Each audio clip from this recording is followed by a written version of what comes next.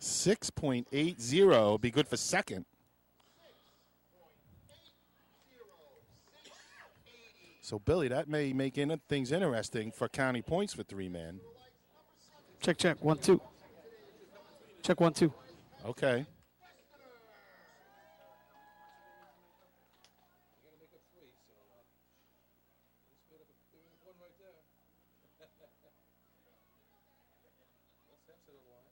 West Hempstead could slide in there.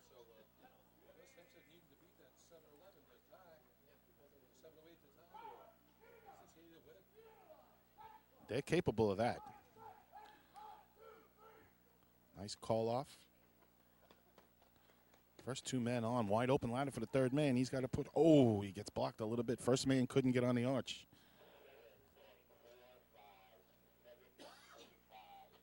.745 for the Westerners.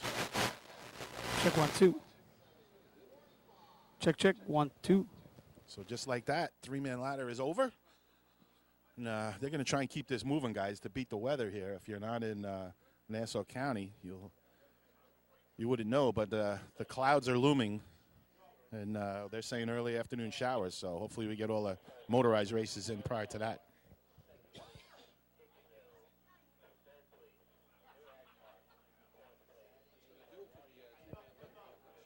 Yeah, Billy, if you want to give us a rundown.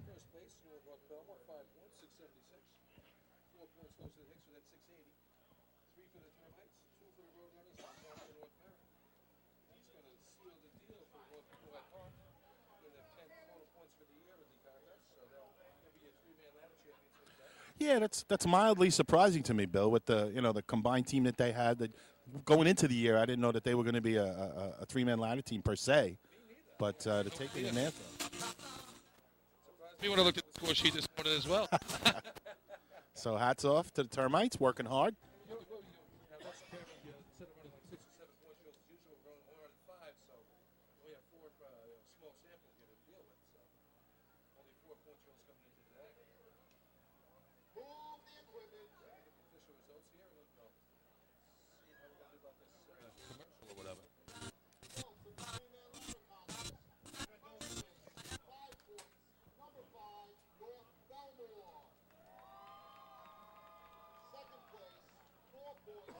So North Belmore continues their reign of supremacy here, Nassau County. Jack, what do you hear from your brother? He's got to be pretty happy over there in North Belmore and what they've done this year.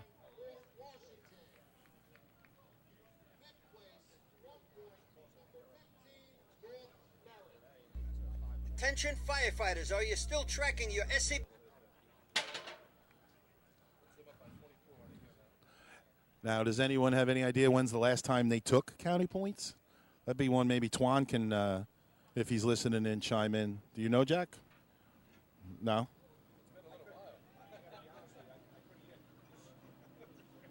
Yeah. Well, I mean, if we just think about who's won county points recently, it was Port Washington, I think, last year. The Westerners have won a bunch. Yep. New Hyde Park was in there for years. Hampstead.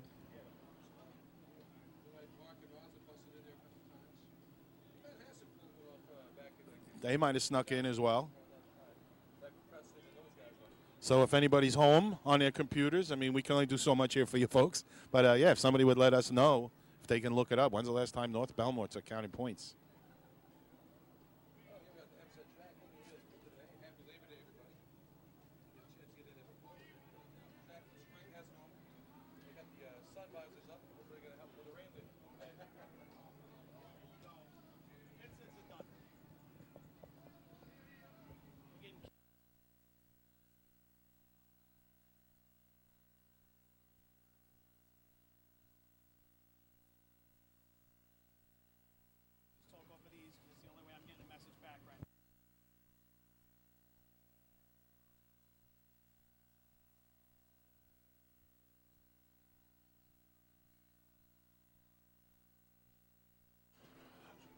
All right, folks, so what we've just learned from our media master, Chris Murphy, is because of the local radio stations kind of crossing over our signal, or we're crossing over theirs, or whatever you want to call it, we're going to have to go with just the remote microphones. Hopefully that gives you a good enough show, so there'll be 2 of them. Again, it's Lenny Gombert, Billy Cornell, Jack Cloudman Jr., and we'll pass them back and forth, and we'll get through this, guys. Sure thing, not a problem. A little different not having the cans on, but hey, we're right here, real close. We can keep you tuned in. You didn't miss it here. I know North Belmore just took the contest, 3-man ladder. New Hyde Park wrapped up the 3-man ladder points for the year for Nassau County. And North Belmore just extended their lead. They're up by 24 on North Merrick for second place. A little battle going on there between North Merrick, West Hempstead, and Oyster Bay for the 3rd spot. Port Washington creeping in, but I don't think they're going to have enough to get there. But 8 points separating the teams vying for 2nd, 3rd, and 4th in the county points row. I was saying here, the rain's supposed to be creeping into there. They're going to try and push this tournament along. I'd like to think we're going to get some better stuff. Got Lenny checking out some updates here, seeing when the last time North Belmore possibly won a county point title. Right, so Twan's chiming in. He goes back in the archives to 1969, and he does not see North Belmore ever win in the county points. So, again, his guess is they probably won at some point in the 60s. They were a really solid team then. State in 68, yep. Hang on, Jack. So it could be a record-setting year. Yeah, back to 69. I know North Belmore won the state tournament in 68 and 61, and I believe once in the 50s. So I would assume that they had a county point championship in there at some point. When did they start keeping track of county point totals and that sort of thing? I mean, I don't know when they, like, what do we count basically as the advent of motorized racing, like after World War II, I would think, you know? And I know Westbury would have had a couple titles in the 30s. I was going to say, actually, I think I remember some Hempstead trophies almost going back to the 20s, some of the stuff that we had in the trophy case. Oh, yeah, some bad people donated some of those stuff, too, I heard. But we'll see what happens with that. But, yeah, the racing's been going on forever. I mean, like, one of our first trophies ever was from 1905. It was a glass china lamp. It's really beautiful. It still sits in our trophy case today. But that's what they used to race for back then, you know. Race for cash and cool prizes like that. Cash, roadhouse gambling, racing tournaments. I think they even bet some women on some of those races. All right, guys are lining up here. We got what's the name of that truck? Old Brown? Little Brown. Little Brown 2 on the line. I hear rumor. For B ladder.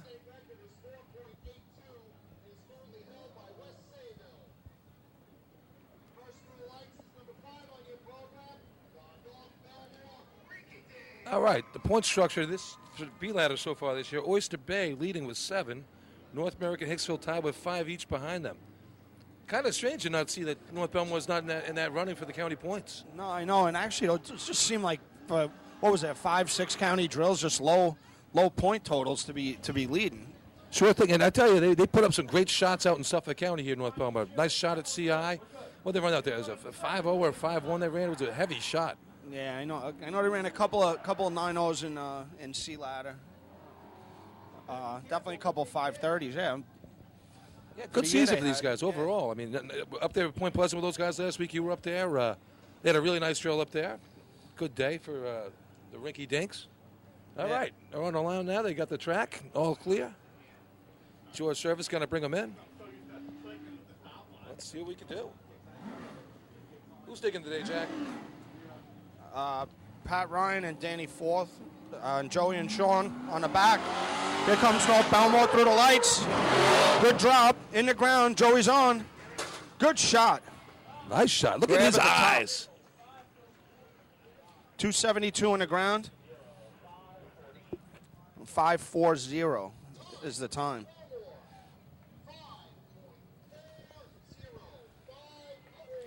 Really good shot for the North Belmore Rinky Dinks right there. Just off their best of the year. Yeah. I think they're going to be happy with that. That should score some points. I mean, they've been kind of that team all year, just kind of point in each event, you know, very consistent. That's a good shot here. That's going to help them out tremendously. Here's the Frogs from Carl Place. No points last week up in Point Pleasant, but they gave it a go. Yeah, that was, it was my first time up there. It's an interesting place they call the Valley. I think down where the course is, it's a cool little setup. Yeah, for Car Place, it's more like Death Valley. Oof, clouds are looking more and more ominous, by the way, as we look out. All right, Frog's on the line. Let's see what the slug can do out there. Slug and Dillo Bailey doing the digging. Ricky Freitas doing the climbing. Let's see what happens. This call plays coming down through the lights into the break. Good spot. A little warm. Can't drop some. Climber slips. Looked like they were just a little out of control. 267 in the ground. 267. They went hard after that one. Yeah, in a good spot, too. You know, splitting that perfect ladder line in the yellow, but I think it was just a little bit too much for the guys to handle. All right, next on the line, we got the Teddy's boys, your county point leaders right now in this contest going in. They broke their C truck last week upstate, or at the state tournament, so we're not going to see them at C events, so they better make some hay in the B contest while they can. Yeah, well, it's not every day you see a drive shaft on a track and see hose. Yeah, see ladder. I didn't realize that drive shafts are taller than the driver. So what was the story? They blew the rear end and it just yanked everything out. That's what I've been getting. Yeah, Darryl says it really hooked up well off the line. I mean, the best he's ever felt it. He thought for sure they were going to get a home penalty out of it, but yeah, you can get more than that. They got a penalty. Just thank goodness they didn't drop any oil on the course. So Oyster Bay is right now on the line. They're about to. I'm sorry, I was wrong here. Take their revs. They've been running some good B ladder this year. Well, Buttonwood's got 11 points in this contest. All right, there's the revs. And here comes Oyster Bay through the lights. There's a break. Out a little. That's real close to that spike being on the yellow. 3:15 in the ground. I think he went in a little early. Yeah, guys, I think they touched the yellow line. I don't know what the officials are going to do. Yeah, that's what it looked like to me. They caught the back edge of the line with one spike. Wow. Giving them their time, 6:25. Yeah. I don't know, Jack.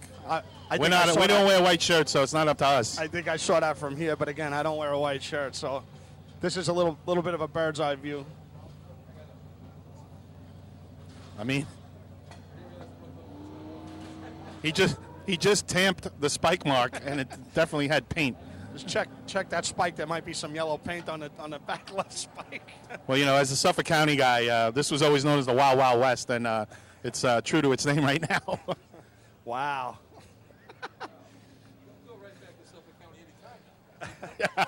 I remember a lot of state records being broken in Labor Day out in Suffolk. I don't know.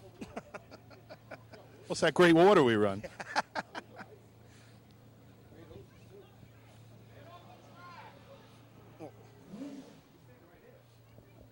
All right, we got Port Washington on the line, taking their revs. And here they come down the track. Gives a break. Little Mo. Good climb. That's a solid shot. Maybe a little deeper than they want it to be, but. Yeah, a little deep. Well, they're on a three-man ladder line, but 290. 578 for the Roadrunners. So that's going to put them in second right now. Here comes Farmingville. So, Billy, who is it? Give us, again, who is the other teams in the running? For what? County points. We want the event? Yeah, but B-Ladder. Oh, B-Ladder. Here you go, B-Ladder. Let's update that for you. North Belmore in the lead 11, Oyster Bay 7, North Merrick 5. So that 540 is going to lock it up for North Belmore. Yeah, they're looking pretty. That's 2 races in a row they locked up now. Unfortunately, when I was doing my point totals, North Belmore was cut off this morning. So here we go. I got the updated standings. Everything's still good. County points remain the same. North Belmore with a big lead. And that 540 is going to, I think that's going to seal it for them for the season. So as we said, Farmingville on the line. And, we'll talk about it later. The radio interview on WALK, Chris Murphy and Tom Moran did. I don't know if you heard it yet, folks, but definitely should tune into that. We'll talk about it more later. All right, here comes Farmingville. Farmingville's in the ground, 291. Climber kind of loses it about halfway up, but does complete it. Yeah, Chris just slipped a little bit halfway up the ladder there. Good looking run, nice spot. 6.70 for the Bandits. Ladder went up very nice and just didn't complete the run. 670. It's still in the money for right now. Billy's Turtles on the line. Oh, that's Danny's Turtles. Oh, Danny's Turtles. I think Seaford just came to run three-man ladder today. It was a nice effort by them, just out of the money. So thanks for showing up there, state champ Seaford inmates. Good season this year for them. I'm sure we'll see you at the Drew. All right, Turtles on the line. Let's see what goes on here. All right, Kevin McGowan calling them off. And Rob Schriefer on the left as the right side digger today. So Elmont Flair kind of getting onto the truck with the Turtles. Nice job by them helping us out this season. You know, again, it's just good to see the Turtles keep coming out. They find a way to field the team every year. Here they come. Hot drop by Merck. It's in a good spot. He kind of loses his hands on his second and third shot or step there. But he gave him some speed right there. Gave him something to work with. I missed the dig time, but had to be in the 2.6 range, I would think. 6.63 for the Turtles. Again, that had a potential for a solid 5. Not their best shot of the year, but they've been fighting it all year. We'll see how that works out going forward. See if we make it out to the Drew this year. Chris Merck going to get married the day before the Drew. Silly boy. You know, he planned it that weekend so he would be able to make the Drew. So when they rescheduled it, kind of. So at least he tried. Kind of screwed it. Yeah, kind of screwed it up a little bit, but. All right, Jack. All right. I'm going to give this back to you. I'm going to get the dig times. All right, here we go. The Hornets on the line. The big yellow brick. Hornets' best shot this year, 7 flat. We got Bruno Pizza Russo. I like that guy. Climbing the ladder. That's a good name. Pizza. Eddie Tyler, Mike Richard, Jeff Munson on the truck. Got a little bit of everything going on. Mike Alexander doing the driving. Merrick Buckeye Empire Hose 3 behind the wheel. I'm glad they finally fixed the seats so now I can stick see over the steering wheel. There's a slight difference. All right, here come the Yellow Hornets. Gives them a break. Not in a bad spot. A little trouble getting on the ladder for Alex. Fights through it. He looked a little bit in the right side of the patch. It almost looked like his feet got crossed up. 303 in the ground.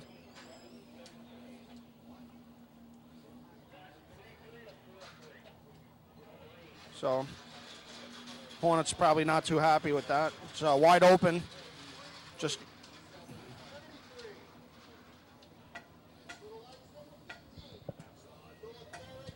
That was a 7:33 for the Yellow Hornets there. For you people living on the railroad. The event's wide open right now, right? And we spoke about this a bunch of times. You're running late in the pack. Any smooth shot right now is going to get you into the points. 540 is your leader right now. 578 second, 625, 663, 670. So beat a 670, get a prize. That's the name of the game right now. Well, then again, you could have that other Labor Day mentality and say, let's crank up the 5-0 sneakers and go for it. Yeah. We're not coming back here again. Give it a shot. All right, North Berwick on the line here. 5 points in the contest this year so far for them. Looking to leapfrog the Teddy's boys here if they can. Yeah, and they got to be looking at thinking they got a good shot at winning this tournament. They've been knocking on the door, especially for the county tournaments. All right, best shot of the year for these guys so far, 583. They ran at the North Belmore Invite. 594 at the Hempstead Drill here a month ago. All right, here comes North Merrick. Into the break. Good spot. On. Oh, a little hesitation, but still a good, clean shot. That's going to be in the 5s. 289 in the ground. That should be second place. 567 for the North Berwick Stump Jumpers. Hey, Anthony Wilders, nice job throwing that ladder. He really got under it, gave him a good shot. AJ ate it right up, and nice job laying him in there. Yeah, I got to tell you, too, a 567, it looked like he had a little bit of a hesitation on the way up. So, even though that they're happy with that room for improvement. So, North Merrick looking good right there. All right, Doug Chiz might have something to say about that, though. He's got a 548 under his belt already this season as the Hicks take the line. 5 points on the season in this contest. This is one of the ones that they can score in. They're always a threat in this, always a threat in efficiency. Hoses has been a little bit of a scramble around for them this year when they had to replace a whole host team after last season. Nice crowd in the sky. Look at this. I mean, this place filled up nice. Yep. Big crowd here today at Labor Day. All right, here comes Hicksville off the line. Through the lights. Into the break, a little deep. Oh, that had some heat, but he's on it. Good climb, good shot by that ladder team handling that. 281, and they're a little deep, so that had some momentum. But the guys handled it, mounted, good clean shot. Just not going to grab that North Merrick shot, just out of the money on that one. That's a 576 for the Hicksville Hicks. Hey, how about that? It rhymes, too. All right, 576 puts him in third place right now. All right, so that's Stops Westbury to the lucky dog, so you got to be a 663 to get a point. West Hempstead on the line. We all know they can run that. 571 at the Hempstead invite. Also scored a .3 man at the state. And then Gerard, he's looked better the last couple of weeks. So I'm hoping to see them put something up right here. Yeah, leave on a good note. I think he's getting over the fear of climbing, and now he's attacking it better than he was earlier in the season, where you're more worried about not doing the job than you're worried about doing it as best you can. So let's see what he can do here. Let's see him attack. Take attack. Big Mac attack. All right, here comes West Hempstead. Through the lights, into the break. Oh, good drop. He's on. That's nice shot. Oh, almost 291 in the ground. Nice clean shot. Wow, they're going to be happy with that.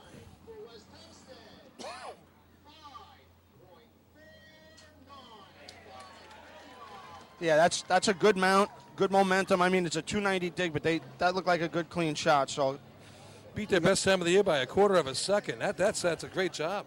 Yeah, 549. 549 for the West Hempstead Westerners. Good shot. In second place right now. You could really see it in his eyes there. He went after that one. He did. You say that about thinking. When you stop thinking about the truck and the getting off and all of that being overwhelming, everything slows down and you could just concentrate on doing your job.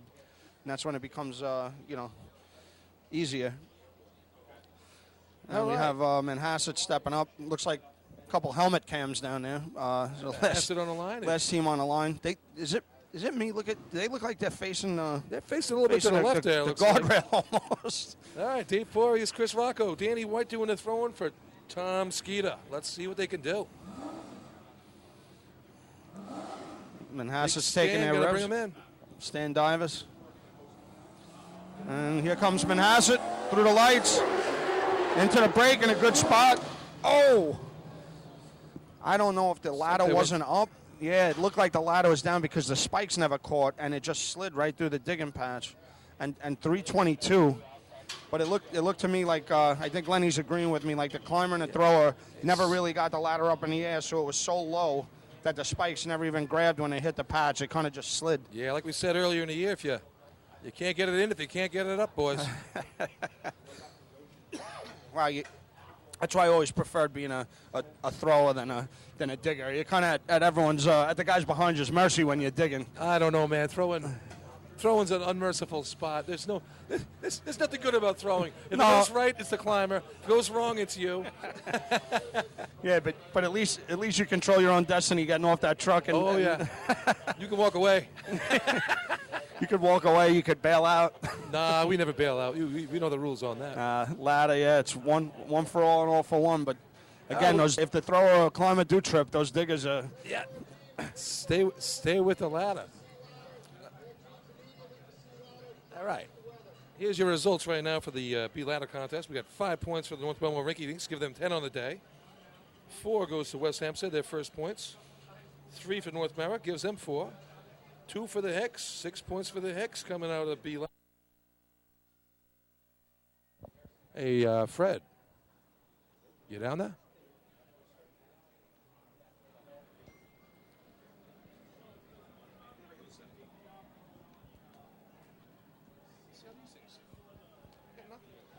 Can you still getting the feed, or can you hear? No, huh?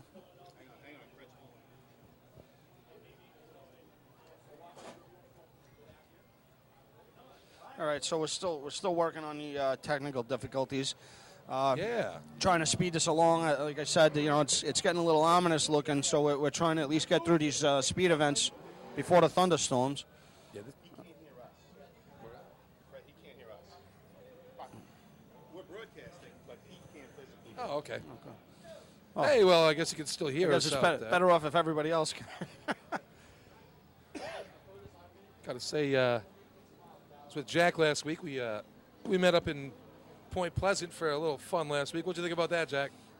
Yeah, it was a good show. I was saying to myself, I can't believe I've never been up here after being around the sport for so long. I'm glad I made the trip. It was a last minute thing, so I gotta give some props to the wife for letting me go to that one. It wasn't exactly planned, but I think there was a few road sodas up there. A good show. They're really hospitable. Good party. They give you anything you could ask for up there. So thanks to the pea pickers. How'd you like that band they had? That was some band they had at the firehouse afterwards. Had nice spread on Friday night. I mean, you can't ask for much more from a host. No, and the track, like I said, it's really cool. If anyone's never been there, they have this upper area where you could actually set up camp and look down onto the track, or then you could come down and on the other side, it's down like in a valley. They call it the valley, but it's a really good course. Stops well, runs good, water's good. Yeah, I remember the first time coming down the road into the valley. And I'm like, where are we going to practice here? I'd never been there before. It's like going into a ballpark when you come through the tunnel, and all of a sudden, right in front of you, there's this awesome-looking track. And where'd this come from, All I was concerned about is I walked down that hill, but I wasn't walking back up it, so I had to make sure I was hitching a ride. Thank God we didn't have the Pro B Endurance Challenge when we were kids. God bless those guys. Those guys gave it their all. Good Pro B Challenge won by, who won that? Nicky White Jr., actually, from the Jr. Rinky thing. So a full complement of wins that day for the Rinky thing. Yeah, Ryan Lewis gave it all he could for the Oyster Bay Teddy's boys. Just came up a couple swigs short. I'll tell you, it's an interesting layout. A couple bridges to walk across the little moat there on the side of the track. Yeah. They just don't have enough area, I think, to run the whole gamut, but with a 20-30 team drill, 10 I think is perfect for them. Yeah, I think they'd need a bulldozer and some excavators, some fill and some other stuff. A couple tree trimmers. All right, they're pushing the drill right along. We got the speed wagon on the line. North Belmore getting ready to light it up here. 10 points on the day. Your tournament leader looking for the perfect 40. Wow, that's like you talk about jinxing a no-hitter. Geez. Hey, I got to do whatever I can. My team's still down on the track. We're talking about the perfect 40. Hey, you can't drink all day if you don't start first in the morning. You can't score 40 points if you don't score 10 for 10. That's true. Hopefully they're not listening at the radio. They don't want to get jinxed. So they're taking their revs, North Belmore. Here we go. George gives it a couple revs. Here they come, straight down the course.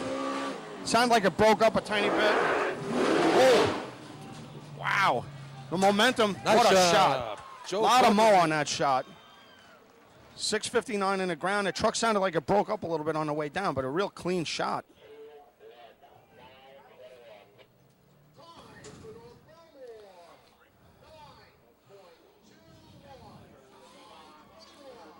.921, and I got to think they lost some time on the way down with the truck breaking up. Yeah, 6:59 in the ground. Spoke up a couple times this year on a state tournament in particular was not a good showing for that truck, but here you go. Let's say 1, 2, 3, 4. That's their 9th tournament of the year, all in the 9s. I mean, a little faster C truck, and they're solid 8s all year long. Right, so there we go. So we have that's a 921, 373 to the cones. So you got to think right there without anything else. If you knock that down to 353, you're knocking 2/10 off at least of that shot. Usually your transition's a little better with a little more speed. Yeah.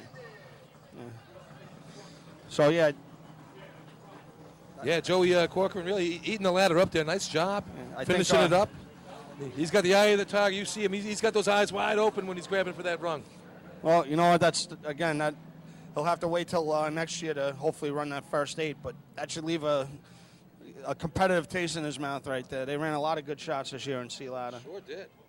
All right, we don't have any climber for New Hyde Park, so we're going to move right forward to I think we're skipping a couple here. Farmingville Right to Bandits on the Farmingville, line. yeah. I don't see Port Washington, so we'll go right to the first post-entry, number 10 on your line, Farmingville. So we skipped Oyster Bay, Call Place, New Hyde Park. How many teams are we going to have running this event? I don't know.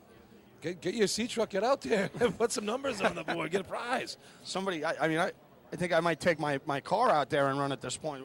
All right, see you later. Now it's Farmingville. They have one of the trucks that can get gonged in this event. They have a very fast truck. Oh yeah, it's cool weather too. The trucks are going to be running good today. It's today. It's cool. You can see the weather coming, but it still doesn't feel as humid. It's a pretty nice day. Wow. Here comes Farmingville, straight down the track, off a little bit out. Oh. I thought he was coming in a little too far, a little late on a hard break, but good job. Nice job. He was a little dead. 672 on the ground. I think he just came in a little too far and a little bit late on the hard break, and then it deadened out the shot, so they didn't really have much momentum when they got off. 350 to the cones, though. Right where you want to be.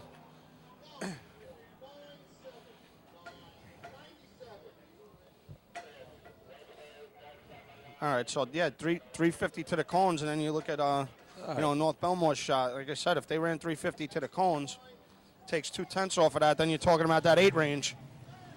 Port Washington going to run out a turn. They're going to be behind the Turtles. Turtles up next. After that 663 in B ladder, let's see what they can do here to follow it up. Well, so far I only see 6 sea trucks. That's it. 1, 2, 3, 4. So that's it. All right, 921, 997. You're 2 times on the board so far. All right. Turtles got the track. Merck's going to do the job. Said Merck getting married the day before the Drew, so good luck to him on the 20th of September. All right, Westbury's taking the revs, and here they come. Straight down the track. Looks like it's on rails. Just outside the 150. Nice drop. Climber's on. A little hesitation, but he gets to the they're top. going to be happy with that one. 664 on the ground. That's a nice run. 10:32 for the Turtles. Hey, their best shot of the year. They're going to be happy with that one in Turtleville. All right, we got 357 to the cones, and again, that's what you want from your driver.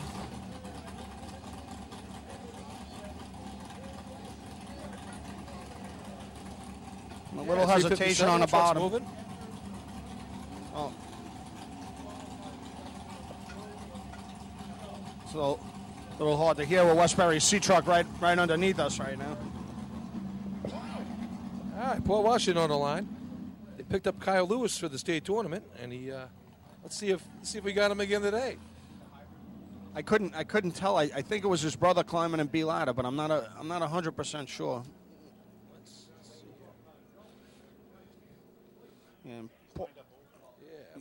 Port Washington 1108 and Sea Ladder last week in Point Pleasant. Another one of the Long Island teams that made the trek up there to Irondequoit. Is that sea truck does look like it's a little bit to the left side of the course down there? Yeah, I think a couple teams do that because of the crown. The crown in the road here. Danny's been here numerous times, so I'm sure he knows what he's doing. He's got a little time to make it up.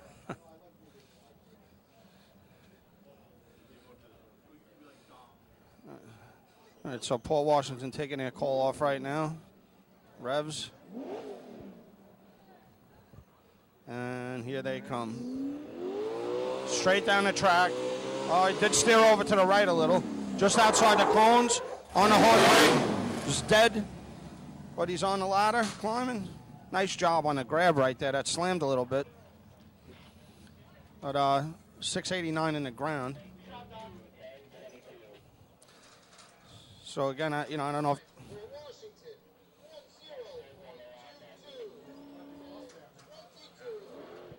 Yeah, that was Robbie Lewis climbing the ladder today. 10:22 for Port Washington. 352 to the cone, so a lot of teams right on that 350 number today. And again, the little bit cooler weather, maybe the trucks are running better, but that's pretty dialed in. That's right where you want to be. See Donald Reese out there putting the pads on and digging. Look at that guy go. There's some old. He dusted those things off to get on the track. But that was as a good adjustment by Danny. I know they got a couple. Well, I shouldn't say new guys, but new old guys coming back. So I don't think they were. They weren't running to run an 8. They were running to put it in a patch and run a clean shot. All right, here come the Hornets on the line. 10:92, best shot of the year. Mike Alexander going to be doing the driving. Looks like the same team we had from the previous contest. Billy, you mentioned Donald Reese on the back of the truck there. He puts that ladder in the ground, it stays in the ground, especially with all those raffle tickets in his pocket. So they're pulling their annual raffle today. So anybody wants to get involved, go see one of the road runners get involved. Yeah, he wishes it was a little bit lighter. If you want to lighten his load, go buy a ticket off him. I'm sure he can sell you a couple. Yeah, they're pulling it tonight, so you don't have to wait long. They pull it every night over there, I heard. Whoa. But here we go. Billy's in the house. All right. Hornets on the line. Big red truck. They got the Empire Hose Company Merrick 3 truck doing the C event for them.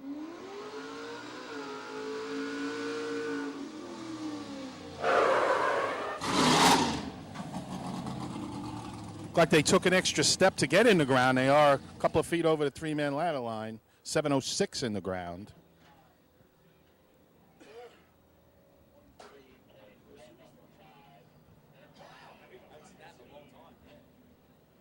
Yeah, 13:15. In stereo. He definitely got off the gas a little early. Reflected in the cone time, 3.80. Yeah, he looked like I was coming down pretty good. I mean, he had good speed coming in. He got off way early on the cone. Yeah, definitely got off early, and brought him in a little bit deep. So, got to tweak that a little bit. Well, only their 4th time out this year running the contest in a drill, so that'll come with time. All right, North Merrick on the line. North See, ladder Merrick points this year were North Belmore in the lead with 11. West Hempstead 10. So West Hempstead could beat that 921 when they get their shot. North Merrick scoring in the first 2 races. They're trying to keep it going now.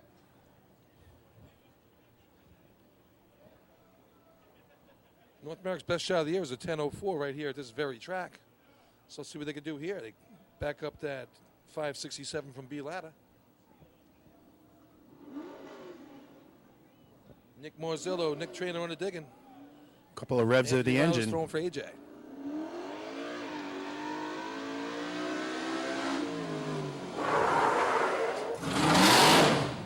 Put it in a good spot. Climbers on and going. Oh, he loses his feet a little bit, about 2 steps from the top. 672 in the ground. Good looking run right there. Yeah, that had the potential for a solid 9. Looked like the truck got a little to the left there, and he brought it back halfway down the track. 11:04 for the stump jumpers.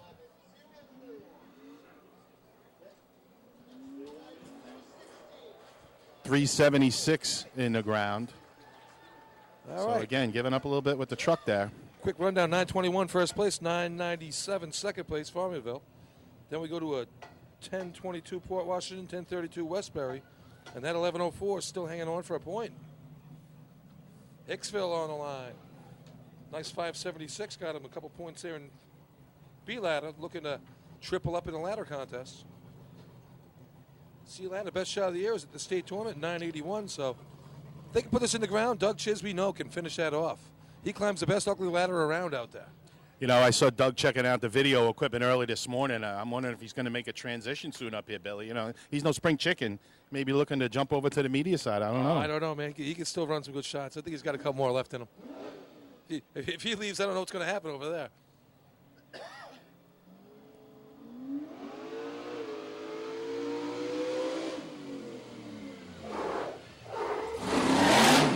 Little CI double break. They're in the ground in a good place. Doug gets there before the ladder and takes a beating for it. 687 in the ground. This should be a 9.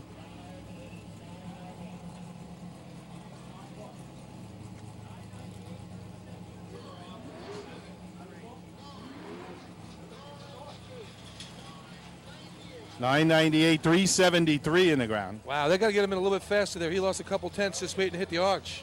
Again, Rob got off the gas a little early, did a little CI double break there, but he got him in. Put it in a good spot, a couple of feet over the safety line. Did you get that cone time? Yeah, I just said 73. What's that? 7-3, 373. Oh, okay. Yeah, could have given it a little harder there, but nice run.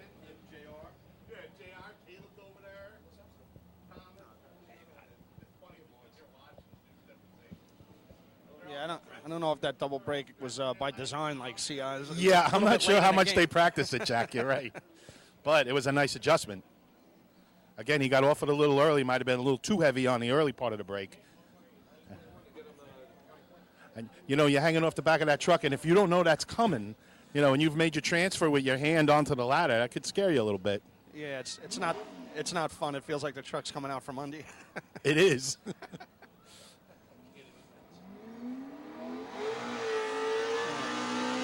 comes West Hempstead straight down the track. West Hempstead Western is in the ground. The thrower loses the ladder completely, so the climber's a little delayed getting on. Now they finish it. 670 in the ground. Not quite sure what happened. Yeah, looked like a little stumble too, Lenny.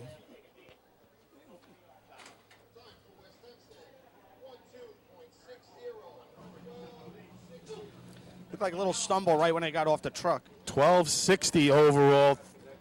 367 in the ground for the Westerners. Yeah, just a little bit off there. All five guys not quite together. Oh, well. And now we're down to Manhasset. Now is the last team on the line.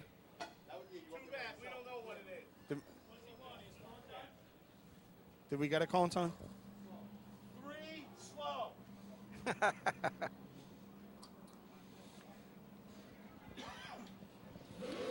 All right, last team on the line here, Jack. Manhasset Lakeville.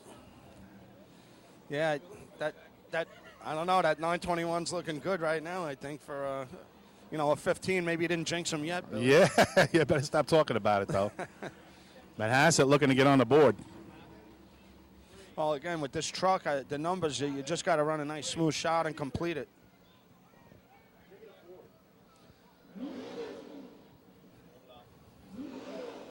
So here come the Minutemen. They give it their revs.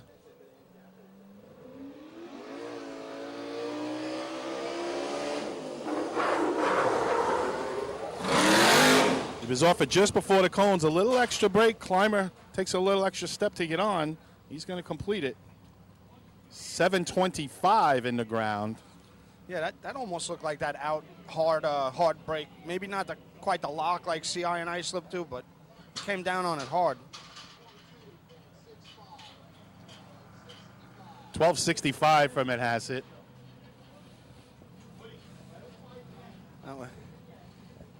And the 50-50 tickets are up here on the arch, so looks like a decent crowd. Should be a decent number. And that concludes C ladder.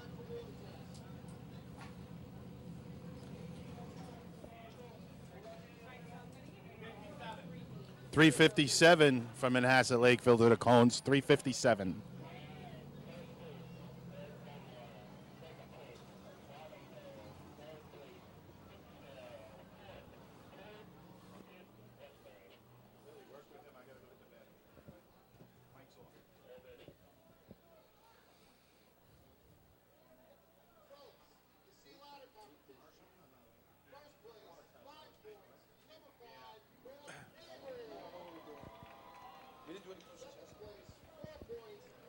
Getting the official results here.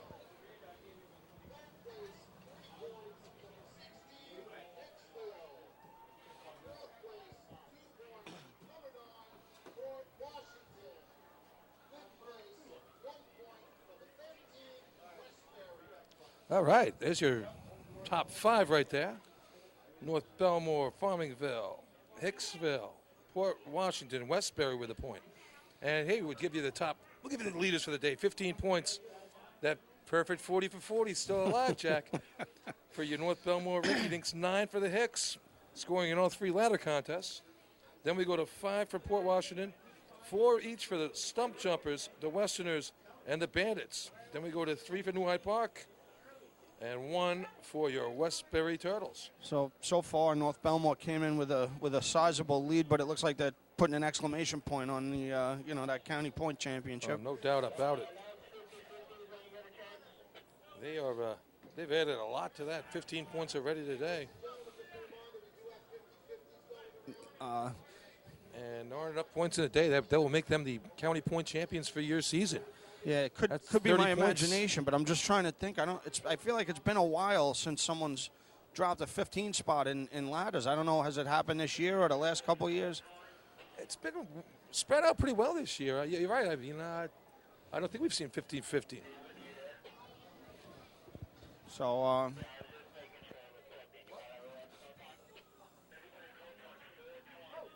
right, we're doing the water test.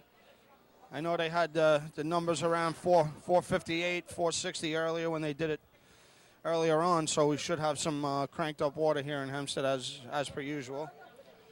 Could lead to a couple big hose shots.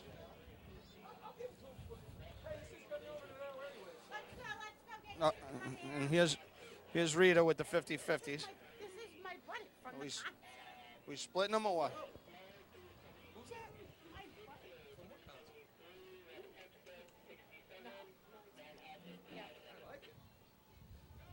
Don't let it rain. Oh, it's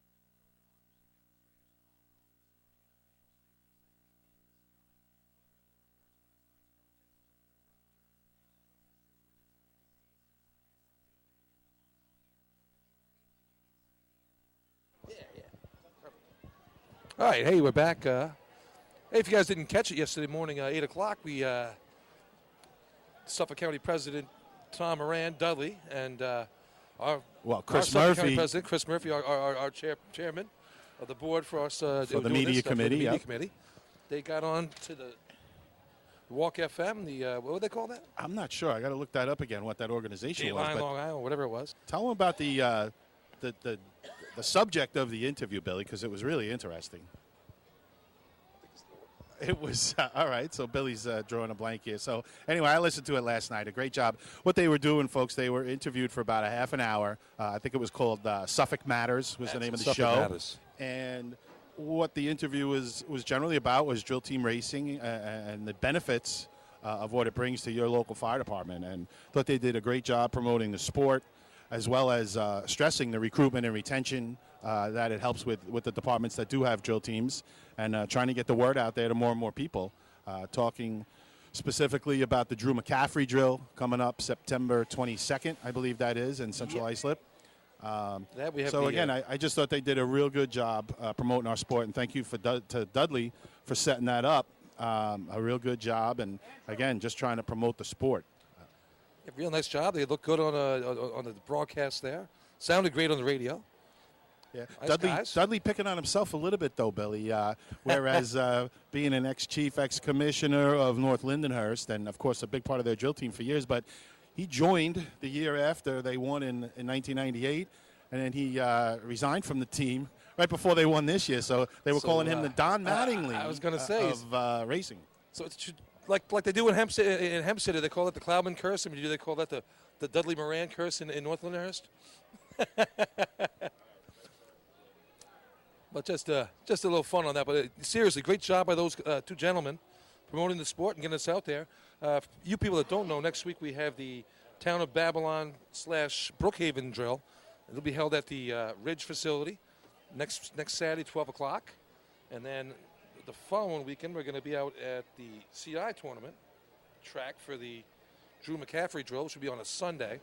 I'll get that date for you right now. Let me just it'll be interesting. Again, Dudley talking about his time with North Lindenhurst, but he's wearing yellow today, but it's not a Piston Knocker shirt or a jersey. He's wearing a Farmingville jersey today. Who's that? Dudley. Dudley sporting a Farmingville jersey. Is that a... I think that ship has sailed, my friend. I think that might be a hint into things to come from Mr. Moran and the Bandits. Wouldn't mind seeing it. I tell you, Farmville had a really nice season. They had a great state tournament.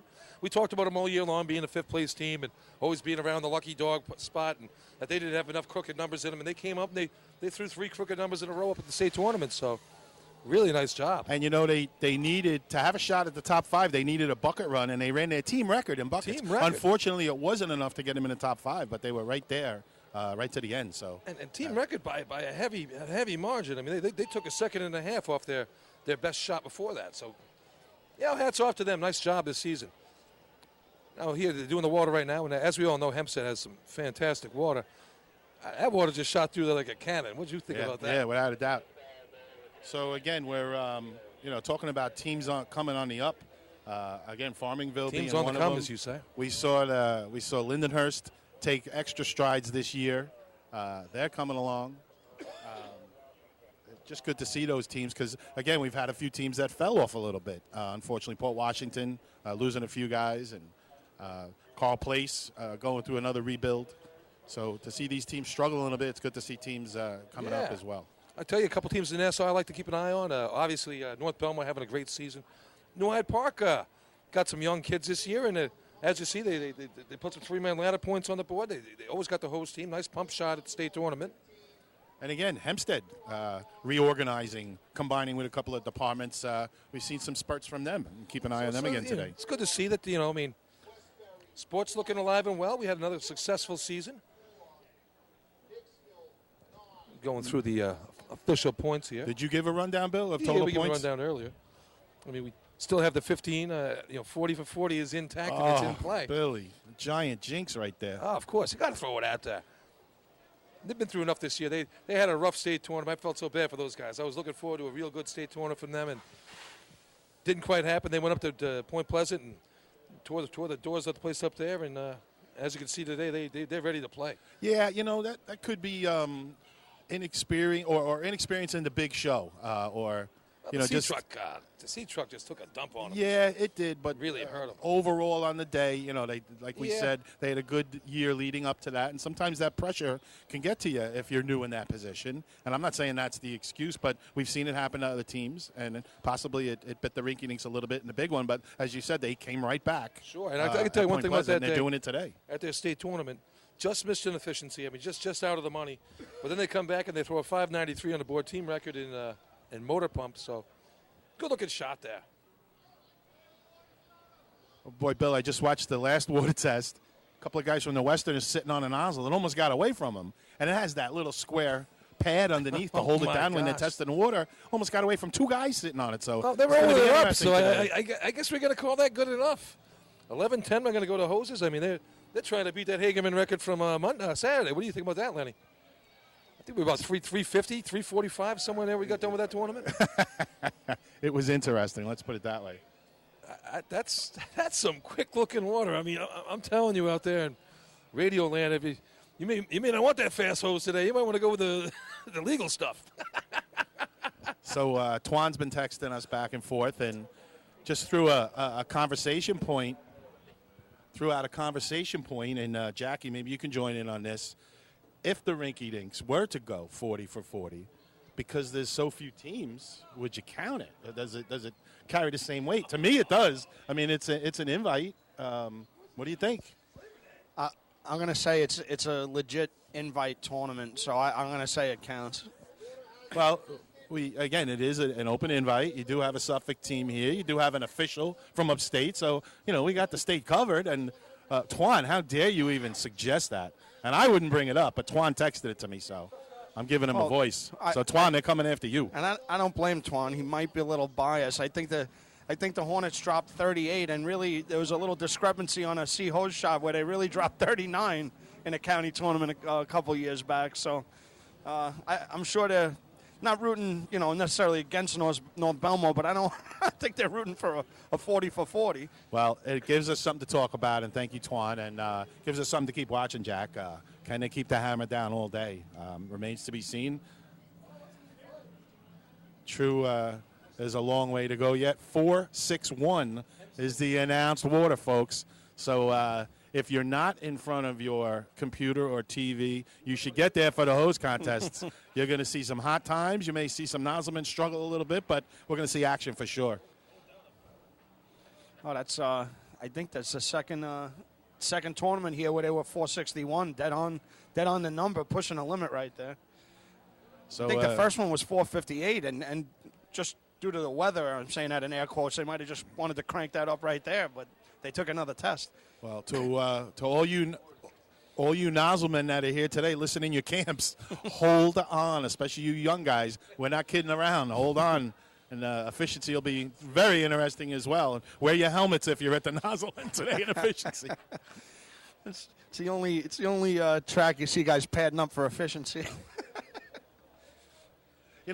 All joking aside, everyone knows that's been around racing how good the water can be here in America as well. It's real good in other places, CI, Ridge, Hagerman, whatever. But, again, this place is known for it. And to me, I enjoy that. I like each track has its own flavor. It has a little bit of a difference to it. I don't want a cookie-cutter setup everywhere I go. I think it makes it interesting. So teams do have to adjust a little bit. Again, we've talked about for years motor pump is a different animal here as well. The water actually on the opposite side of being great, not so good in pump. So you really need to have scouted it out and know what you're going to do. Yeah, it does. It kind of adds that local flavor like Fenway Park and Wrigley Field, that kind of feel to it where everything's a little bit different. There's a lot of history at a lot of these tracks, and then there's that little home field advantage for teams that are racing here. Sure thing. I got a rain update for you people out there. It's raining in East New York, and that's not so far away. We better get this thing moving here. You see the tracks working well. They got everything lined up. Well, I mean, they are doing a good job. They're moving, but it's just a matter of if we're moving fast enough to beat the rain. It's 11:15. We're getting ready for.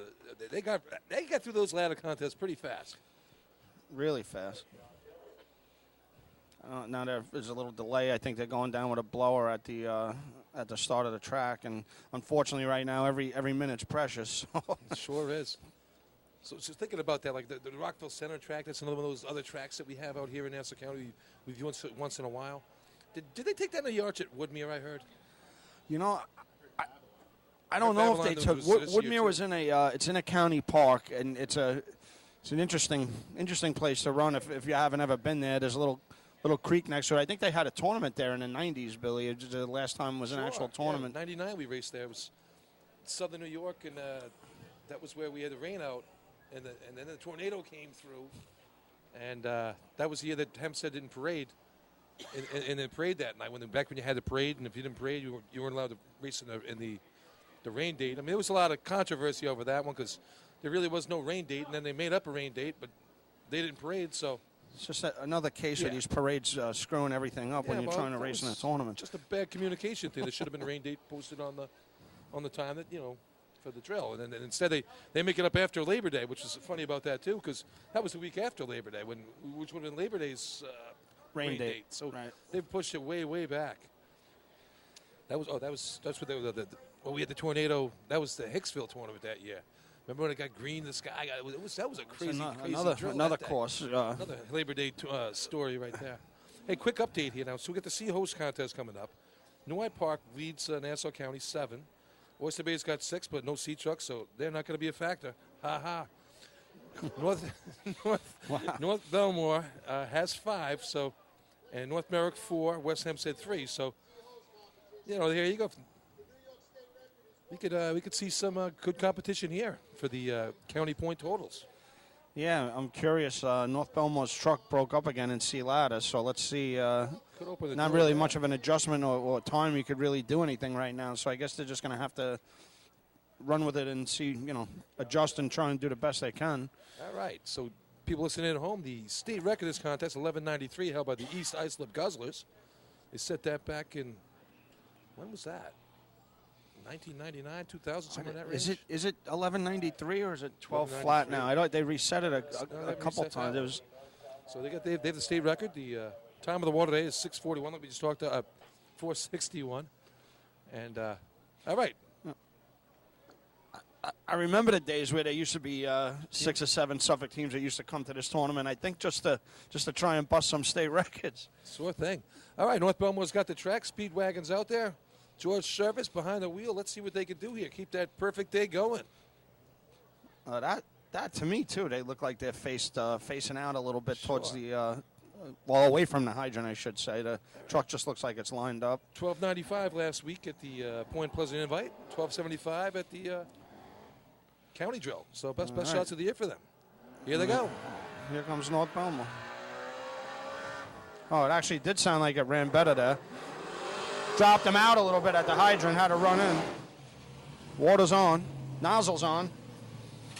Nice shot. A little bit of running at the hydrant. 763, yeah. 13:10 for the North Belmore Rinky Dinks. Yeah, look, he laid up a little early there at the hydrant. I don't know that he laid up or just that the truck didn't run and he didn't, he made a good adjustment in ladder. It's harder. You're not running the same time. Yeah. So Sean ran a ways at the hydrant. I think had 761. Yeah. 13:10 overall shot. 61. So the truck did run. The truck did run better. The truck ran better, but just dropped him way out at the hydrant. Cloud with a nice shot on the target. Not quite a blat, but not a bad shot at all. 13:10. All right, they put something on the board to play, so let's see how that works out for them. Chasing 2 points here. So New Park's got their work cut out. Something to look forward to. Yeah, with that 461 water, Sea Hose, I have a feeling you might see some 12s today. I don't know if that might hang for points, but I don't know if that's hanging for the perfect day anymore. Right. Speaking of those termites, they're on the line right now. 7 points here. Sea Hose leader on the year. Best shot of the year is a 1280 at the county. 13 flat at the North Belmore Invite as well. So they can get it done. Mike Athena's doing the driving. Crushes it every time. Devin doing have a nice season at the hydrant. And even the haircut doing not a bad season this year. Pretty much getting it on every time. Love those nicknames of these guys. They don't give you much. I got Koosh. I got Sully. The Worm. Tersey. I mean, hey, still believe in first names over there. Oh, crap. All right. Track is clear. So Horse is ready. Here New they Hyde go. Park's Gonna give it a about couple ready to revs go. and bring it down. Take it, Jack. All right. There's a call off. There's a rev.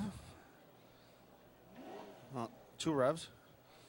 And here come the termites. Oh, truck just jumped off the line. Comes straight down on rails. Little squiggly at the hydrant. Nice drop right on it. Water on. Oh, a little bit slow. Oh, you got the nozzle on. Good hands. Good shot. They're going to like that. Phil Athena smacking Johnny Catone on the butt. Nice job up top. 7:41 at the hydrant.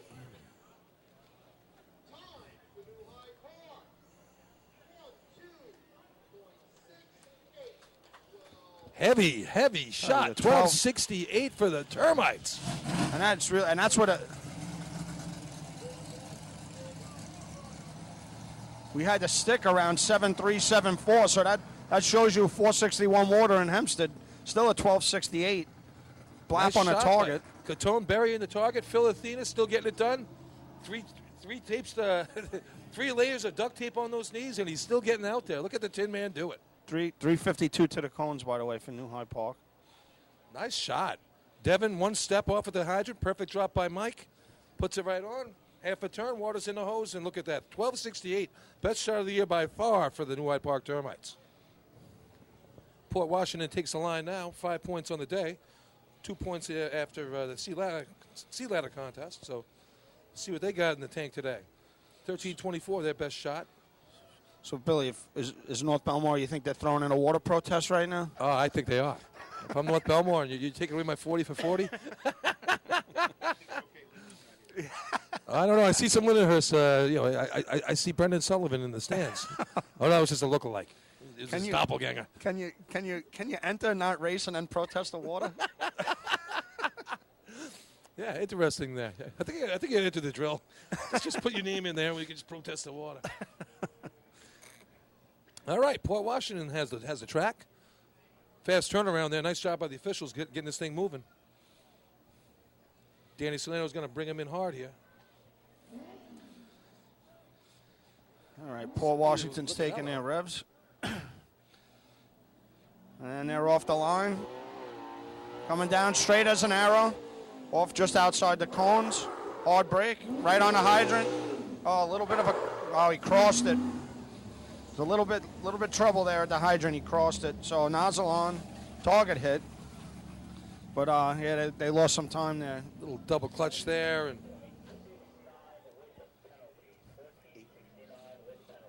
yeah, so when he finally pulled the stick, that was 8:57.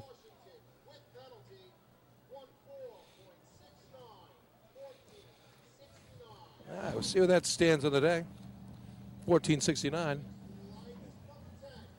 45? 3:45 to the cone. That truck doing some moving today. Also, I don't know. I think that's a new hydrant, man. But you see, it's a little unorthodox pulling a stick, not coming around it, but almost reaching over, backhanding it down. Yeah, they've been working at it quite a bit this year. A couple changes over there. Not the same Port Washington team you saw last year, as we all know. But got it done. 14:69. Didn't destroy the track with water everywhere. So that helps when you're fighting Mother Nature. All right, Farmerville on the line. As soon as these guys get done rolling that hose, they're going to push them right along. Nice job by the officials. Keep it going. Yeah, so we already had one cone time. We'll see if anybody else pushes it. It seems like guys maybe push the truck a little bit more in hose than they do in ladder, so you see more cone penalties. If someone's going to do it, these will be the guys that do it. Yeah, this truck is a beast. This truck is a beast, is right. 13:10 is the best shot of the year, even with this fast truck. So they gotta figure it a little bit better at the hydrant here. A couple times they've been deep this year, off a little bit, little double clutches. And they're trying to clean it up. That's why they came here today for the shot. All right, so let's see what Farmingville can do here. Where are they in the tournament, Billy? All right, they got 4 points. They're sitting in fourth place right now. Big log jam with 4 points between them. the stump jumpers and the Westerners. So there's a big Eddie event Stewart's right gonna here. bring him no in. revs. Right. Oh, out in the middle of the street. Brings it back. Drives in. Oh, Hydro Man off, water on. Water's in the hose. Oh, a little trouble. Oh, barely put it on. He kept that together. I don't know how that stayed on. 7-19.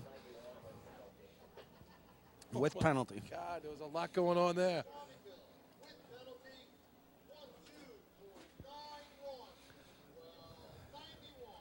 $12.91. There was a lot going on. There was. I don't know. It could looked have like been so much Justin. better. It looked like Justin jumped off the truck while it was still in a break and almost ran around the side of it. Yeah, he pushed the truck out of the way. They fought a little bit with the nozzle man and the breaker, and they still put up a 12.91. So, again, a lot of stuff going on, but at the end of the day, 12.91. 12.91, not bad at all. Best shot. 3:46 to the cone, so that's a second in a row with the cone penalty. Wow, West Hempstead sending up heroes. Can't beat that. I'm not a hero fan myself, but think the you know I think what? the, I'm not going to get catches on me with this. I think the shrimp is coming up next. All right. Turtles on the line. Look at this. You're my hero, though, Billy. Uh-huh. Especially after last week. Took the heat off everybody. I was going to say, you're a lot of people's heroes after last week. All right, Danny puts the adapter on. Westbury's got the track. White flag is given. All right, moving it along. Let's see what the Turtles can do here. Best of the year they ran was at 12.85 at the county drill. Little different look today. They got a couple guys away in college, so we'll see how this works out. New anchor man, new nozzle man today. Yeah, they're going to have to really talk to these kids about going to college early. Here comes Westbury. Straight down the track. Oh, he's just right at the cones. Nice drop. Water on. Talking to Spats earlier this year, he says Mike's got a heavy foot in this contest, so I'm looking forward to this. Well, I mean, I think Spats is getting off the truck whether he gives it to him or not, so you might as well give it to him. Oh, no doubt about that. We know how Spats likes it here. The hotter, the better. Sure, he'd rather have Tommy behind the wheel, but I'm pretty sure he's good with Mike. It's that Hornet team. They got a whole bunch of different entities involved here. We got the Buckeyes, we got the Nighthawks, we have the Rascals, and we have the Hornets all put together to put this team, what you see on the track right now. And each team donates a little bit of something, so they've all left some blood on this track. I know there's at least three different teams involved in this contest, possibly four. I think it's a Nighthawk nozzle man, a Rascal hydrant man, a Buckeye driver. So that's off the top of my head. I don't know who's running the rest of the positions. And you got a Rascal breaking up top, too, so Benny's in today, I think. Oh, okay. Was he like 73 years old? he raced back with Cookie back there when Cookie had hair. He had teeth.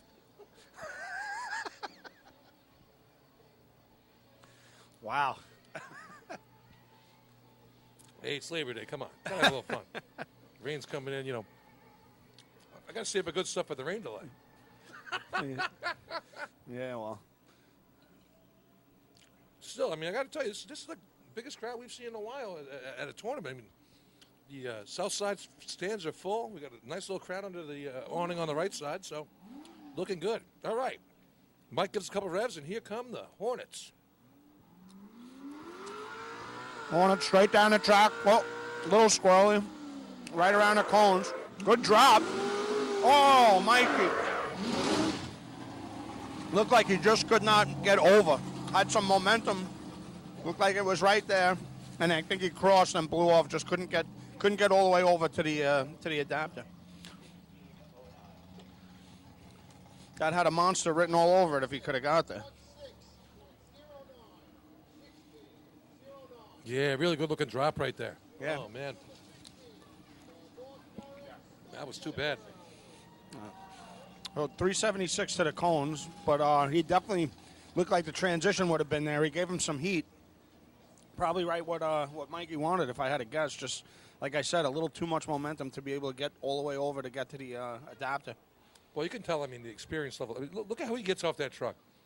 He leans back. He pushes out hard. I wasn't sure. That was JoJo at first there when it glanced down. But, I mean, Mike Spath's been doing it for years and years. We all know that. And one of the best memories of him was a couple years ago when they had the tournament here. And they come off the bench. They ask us for 5 gallons of Cam 2. When they come out here, they run a 785. Not a bad shot for coming off the bench. All right, they're sweeping the track up right now. North Merrick's going to have the next shot at the track. They ran a 12 earlier this season at the North Belmore Invite, so, they can get it done. Yeah, again, with this, with this water like this, it's just a smooth shot. If you run a smooth shot, you're running a 12. It doesn't take much, but it's easier said than done to run a smooth shot, especially for the nozzlemen. New Hyde Park with that heavy 1268 is going to lock up this contest, I believe, for the season. Not to put the cart in front of the horse, but I don't think there's enough points out there for North Merrick to get that.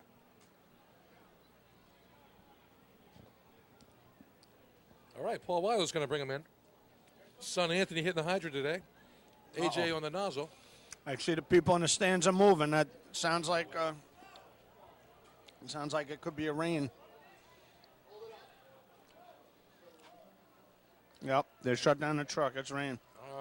Came up 3 teams short of getting the contest, and the 4 teams.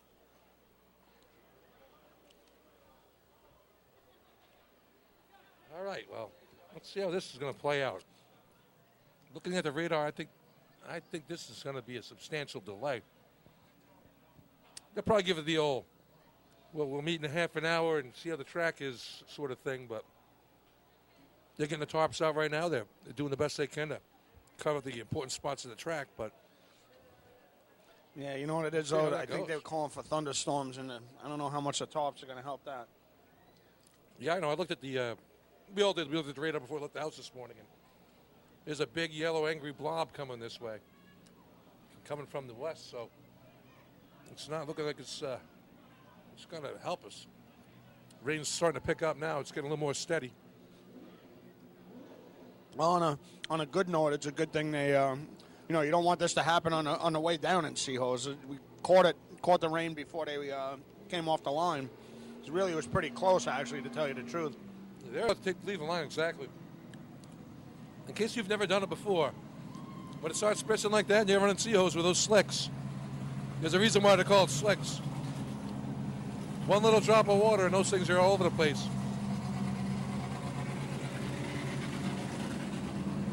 You can hear our competitors going by over the radio right now. Are you still tracking your SCBA cylinders? We tried that one, so it just started spritzing. We were on the line. We hadn't run Seahose yet that year. We were already ready to go.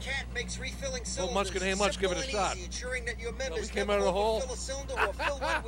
We were across State Street.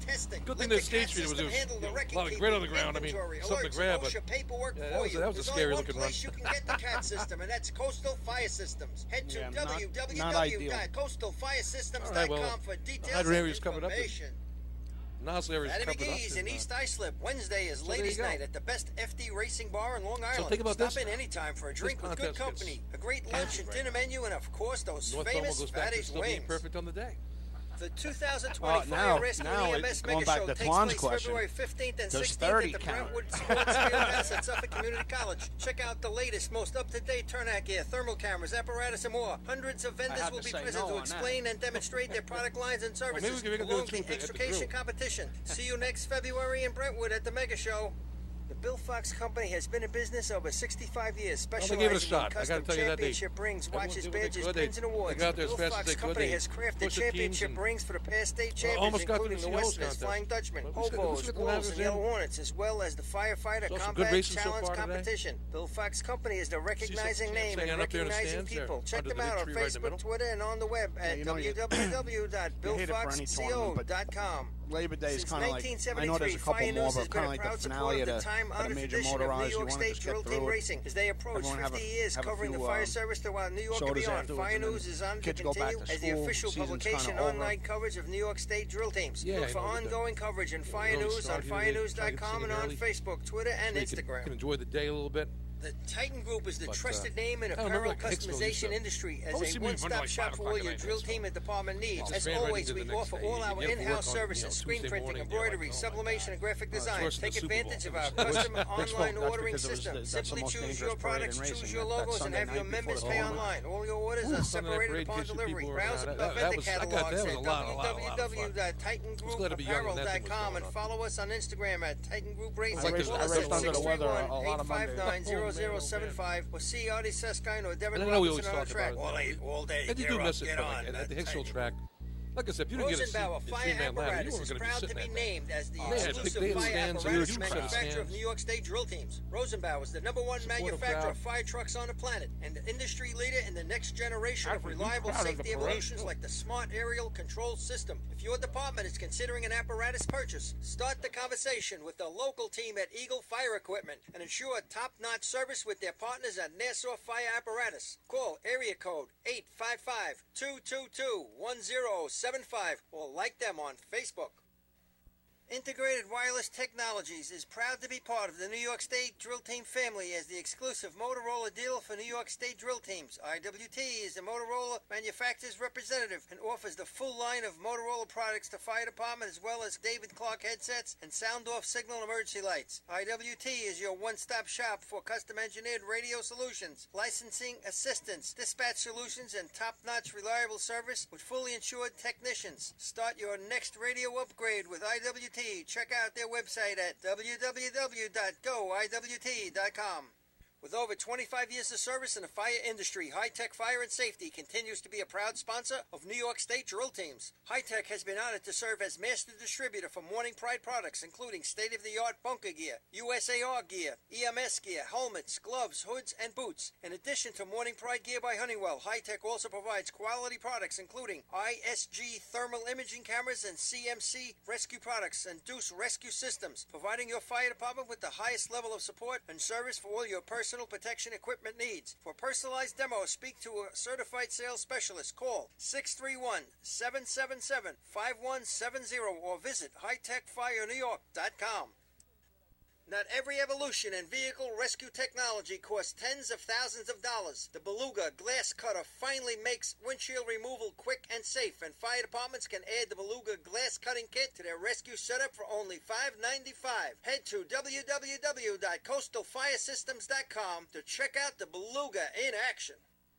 Coastal Fire Systems is the official SCBA dealer for New York State drill teams. Scott Air Packs, cylinders, RAT packs, refill compressor systems, gas detectors, Hyatt's boots, Protec and Dragon fire gloves, as well as the future in thermal imaging technology. Coastal is also the one-stop dealer for Petzl, Scott, CMC, and Colorado bailout systems, along with professional training to keep your members sharp and meet New York State requirements. For more information, check them out at www.coastalfiresystems.com. The groundbreaking FDNY electronic accountability system is now available to departments nationwide from Systems Definition Incorporated or your local Motorola dealer. SDI is the well-known software application developer for FDNY and is the company behind this game-changing technology. Now, SDI has paired with New York fire departments, including Central Islip, to solve the challenge of accounting for members who respond after the tones go off. Keep track of your members at your next big incident with a proven solution designed with the New York State Volunteer Department in mind. For more information, visit systemsdefinition.com. Attention firefighters, are you still tracking your SCBA cylinders using paper and pencil? Stop the insanity and get the CAT Cylinder Accountability Tag System from Coastal Fire Systems. The CAT makes refilling cylinders simple and easy, ensuring that your members never overfill a cylinder or fill one with an expired hydrostatic testing. Let the CAT system handle the record-keeping, inventory, alerts, and OSHA paperwork for you. There's only one place you can get the CAT system, and that's Coastal Fire Systems. Head to www.coastalfiresystems.com for details and information. Fatty McGee's in East Islip. Wednesday is Ladies' Night at the best FD Racing Bar in Long Island. Stop in anytime for a drink with good company, a great lunch and dinner menu, and of course those famous Fatty's wings. The 2020 Fire Rescue and EMS Mega Show takes place February 15th and 16th at the Brentwood Sports Fieldhouse at Suffolk Community College. Check out the latest, most up-to-date turnout gear, thermal cameras, apparatus, and more. Hundreds of vendors will be present to explain and demonstrate their product lines and services, along with the extrication competition. See you next February in Brentwood at the Mega Show.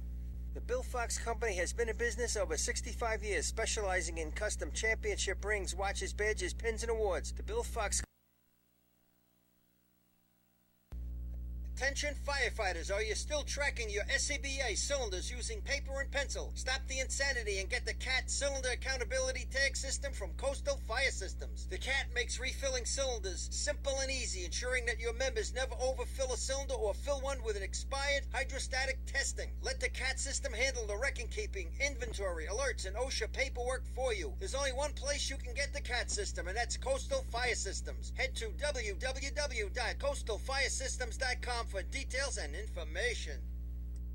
Fatty McGee's in East Islip. Wednesday is ladies' night at the best FD Racing Bar in Long Island. Stop in anytime for a drink with good company, a great lunch and dinner menu, and of course those famous Fatty's wings.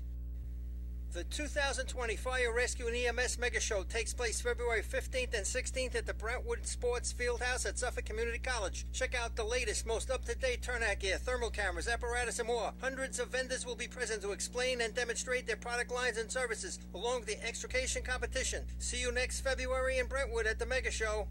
The Bill Fox Company has been in business over 65 years, specializing in custom championship rings, watches, badges, pins, and awards. The Bill Fox Company has crafted championship rings for the past state champions, including the Westerners, Flying Dutchmen, Hobos, Wolves, and Yellow Hornets, as well as the Firefighter Combat Challenge Competition. Bill Fox Company is the recognizing name and recognizing people. Check them out on Facebook, Twitter, and on the web at www.billfoxco.com. Since 1973, Fire News has been a proud supporter of the time-honored tradition of New York State drill team racing. As they approach 50 years covering the fire service throughout New York and beyond, Fire News is honored to continue as the official publication and online coverage of New York State drill teams. Look for ongoing coverage in Fire News on firenews.com and on Facebook, Twitter, and Instagram. The Titan Group is the trusted name in apparel customization industry as a one-stop shop for all your drill team and department needs. As always, we offer all our in-house services, screen printing, embroidery, sublimation, and graphic design. Take advantage of our custom online ordering system. Simply choose your products, choose your logos, and have your members pay online. All your orders are separated upon delivery. Browse our vendor catalogs at www.titangrouapparel.com and follow us on Instagram at Titan Group Racing. Call us at 631-859-0075 or see Artie Seskine or Devin Robinson on the track. All 8, all day. Get up, get on. The Titan Group.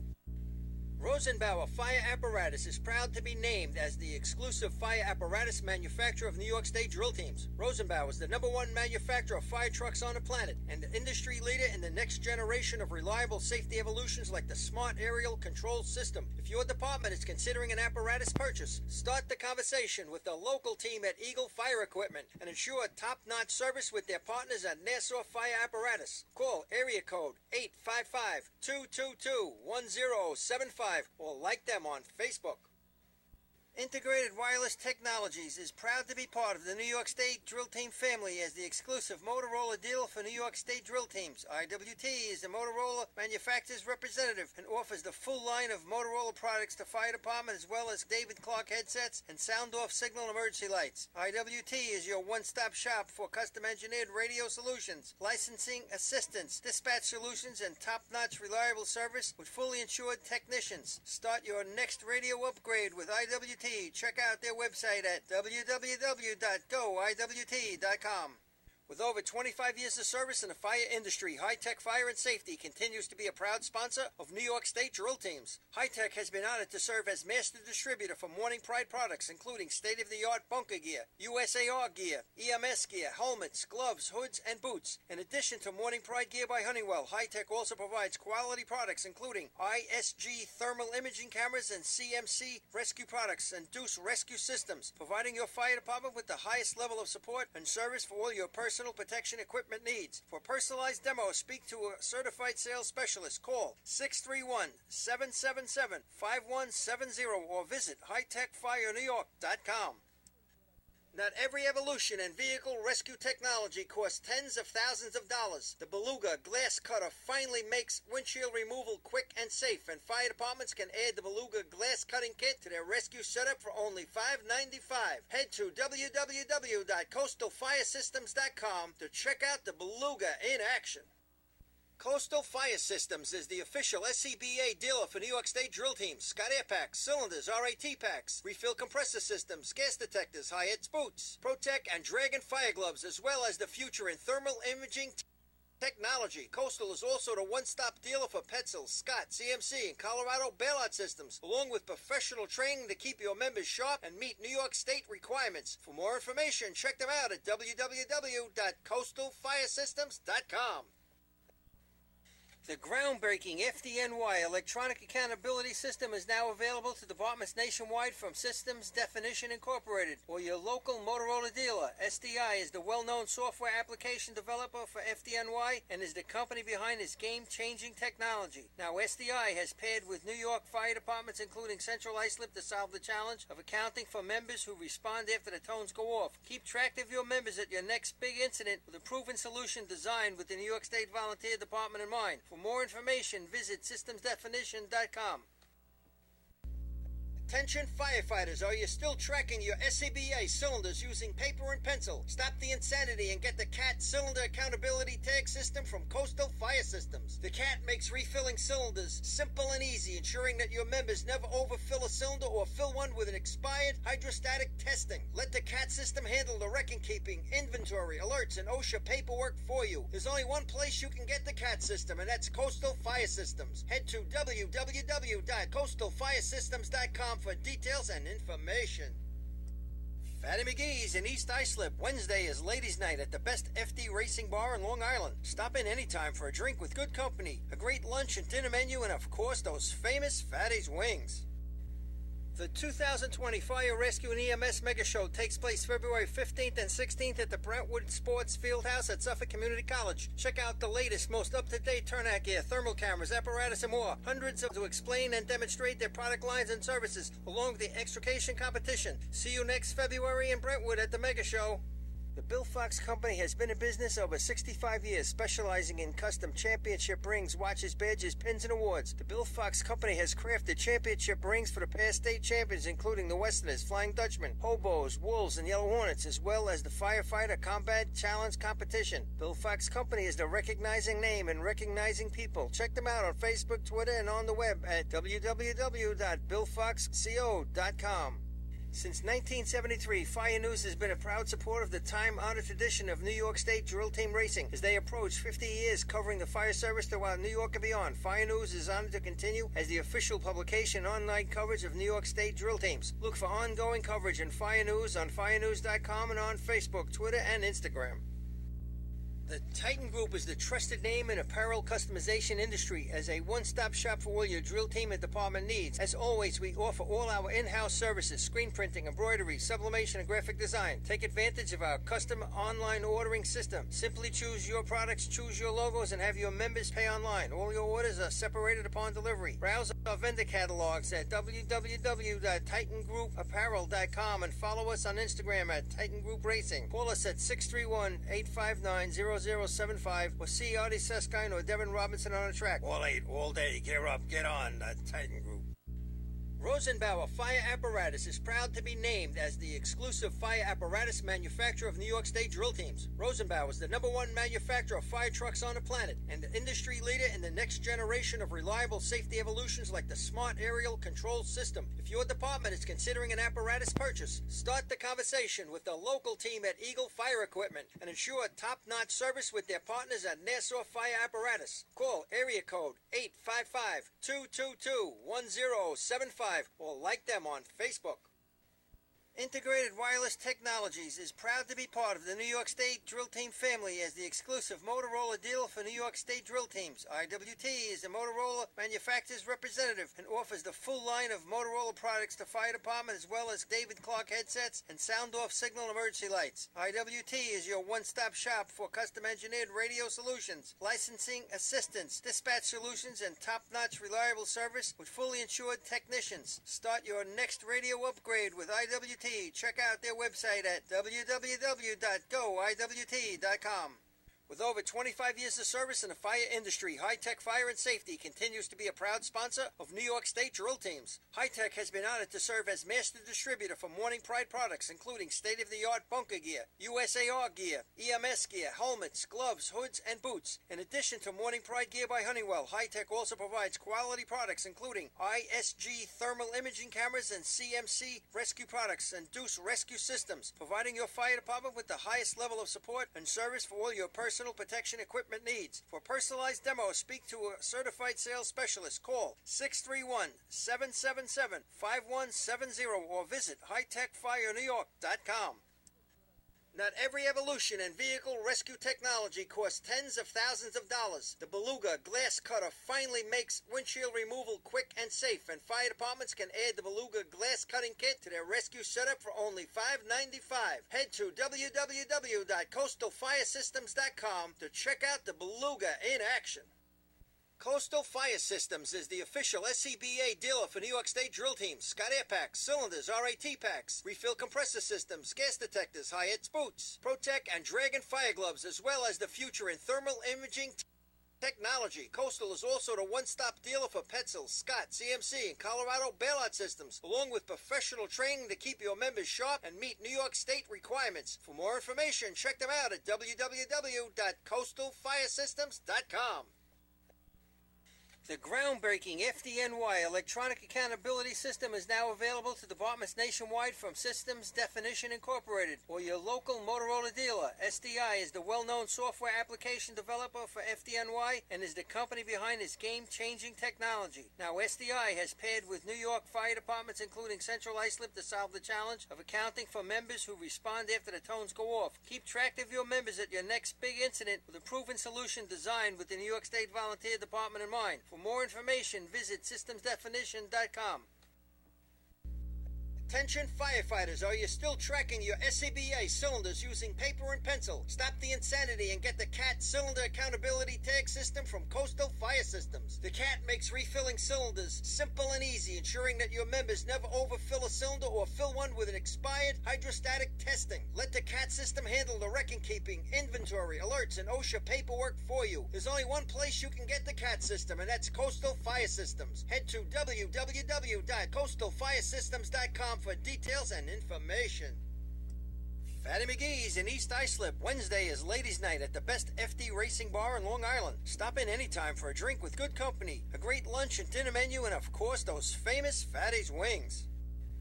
The 2020 Fire Rescue and EMS Mega Show takes place February 15th and 16th at the Brentwood Sports Fieldhouse at Suffolk Community College. Check out the latest, most up-to-date turnout gear, thermal cameras, apparatus, and more. Hundreds of vendors will be present to explain and demonstrate their product lines and services, along with the extrication competition. See you next February in Brentwood at the Mega Show.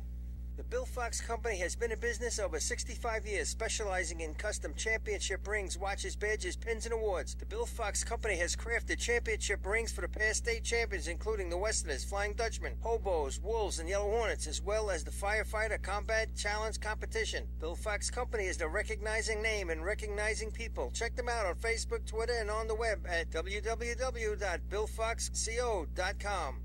Since 1973, Fire News has been a proud supporter of the time-honored tradition of New York State drill team racing. As they approach 50 years covering the fire service throughout New York and beyond, Fire News is honored to continue as the official publication and online coverage of New York State drill teams. Look for ongoing coverage in Fire News on firenews.com and on Facebook, Twitter, and Instagram.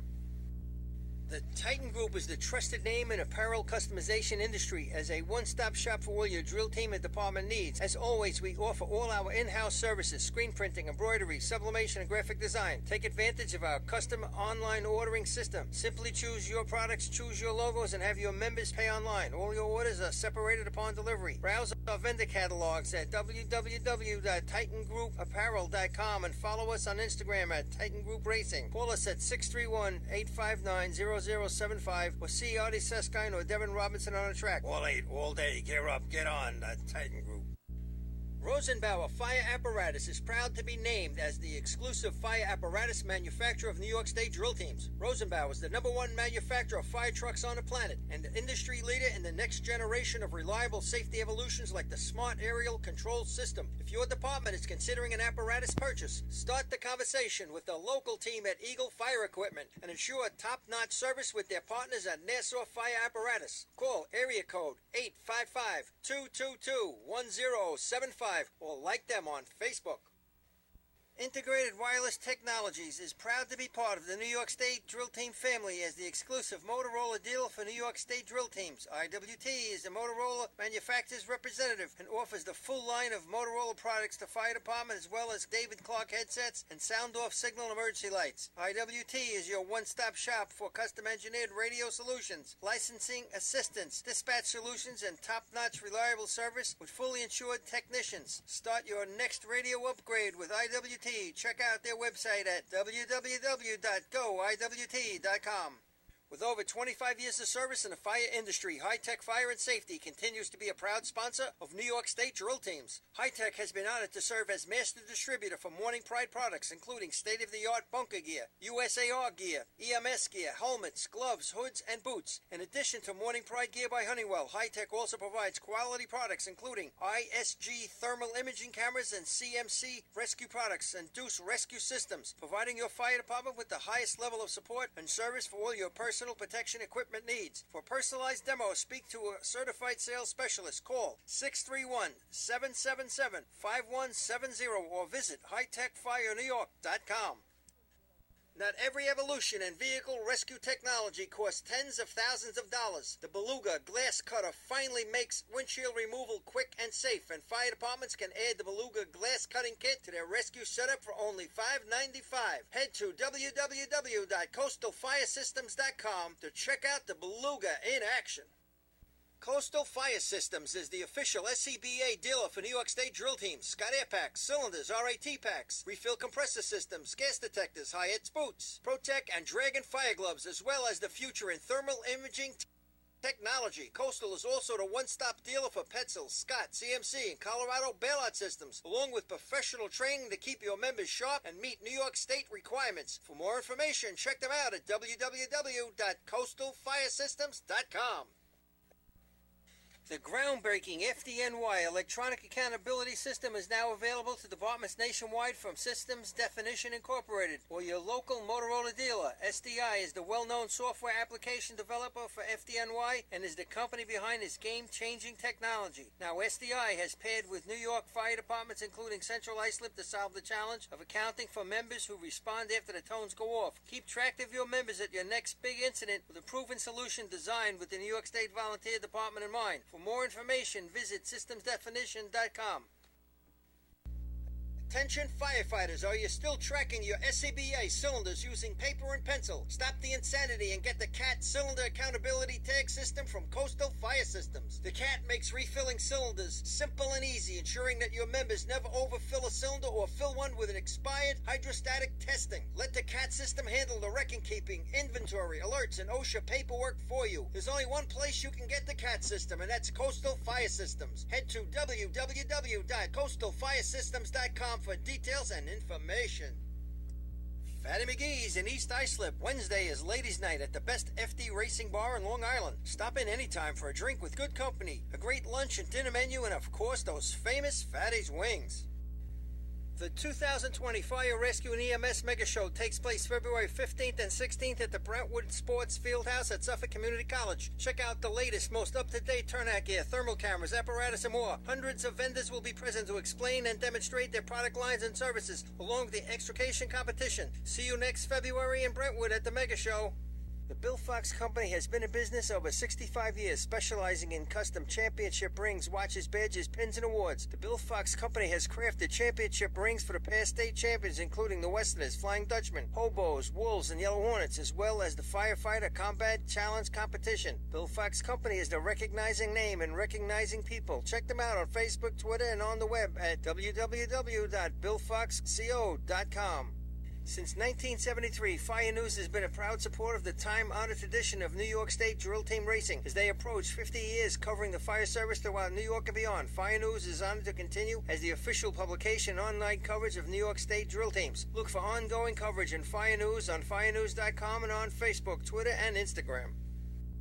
The Titan Group is the trusted name in apparel customization industry as a one-stop shop for all your drill team and department needs. As always, we offer all our in-house services, screen printing, embroidery, sublimation, and graphic design. Take advantage of our custom online ordering system. Simply choose your products, choose your logos, and have your members pay online. All your orders are separated upon delivery. Browse our vendor catalogs at www.titangrouapparel.com and follow us on Instagram at Titan Group Racing. Call us at 631-859-0075 or see Artie Seskine or Devin Robinson on a track. All 8, all day. Gear up, get on. The Titan Group. Rosenbauer Fire Apparatus is proud to be named as the exclusive fire apparatus manufacturer of New York State drill teams. Rosenbauer is the #1 manufacturer of fire trucks on the planet and the industry leader in the next generation of reliable safety evolutions like the Smart Aerial Control System. If your department is considering an apparatus purchase, start the conversation with the local team at Eagle Fire Equipment and ensure top-notch service with their partners at Nassau Fire Apparatus. Call area code 855-222-1075 or like them on Facebook. Integrated Wireless Technologies is proud to be part of the New York State Drill Team family as the exclusive Motorola dealer for New York State drill teams. IWT is the Motorola manufacturer's representative and offers the full line of Motorola products to fire department as well as David Clark headsets and sound-off signal emergency lights. IWT is your one-stop shop for custom-engineered radio solutions, licensing assistance, dispatch solutions, and top-notch reliable service with fully insured technicians. Start your next radio upgrade with IWT. Check out their website at www.goiwt.com.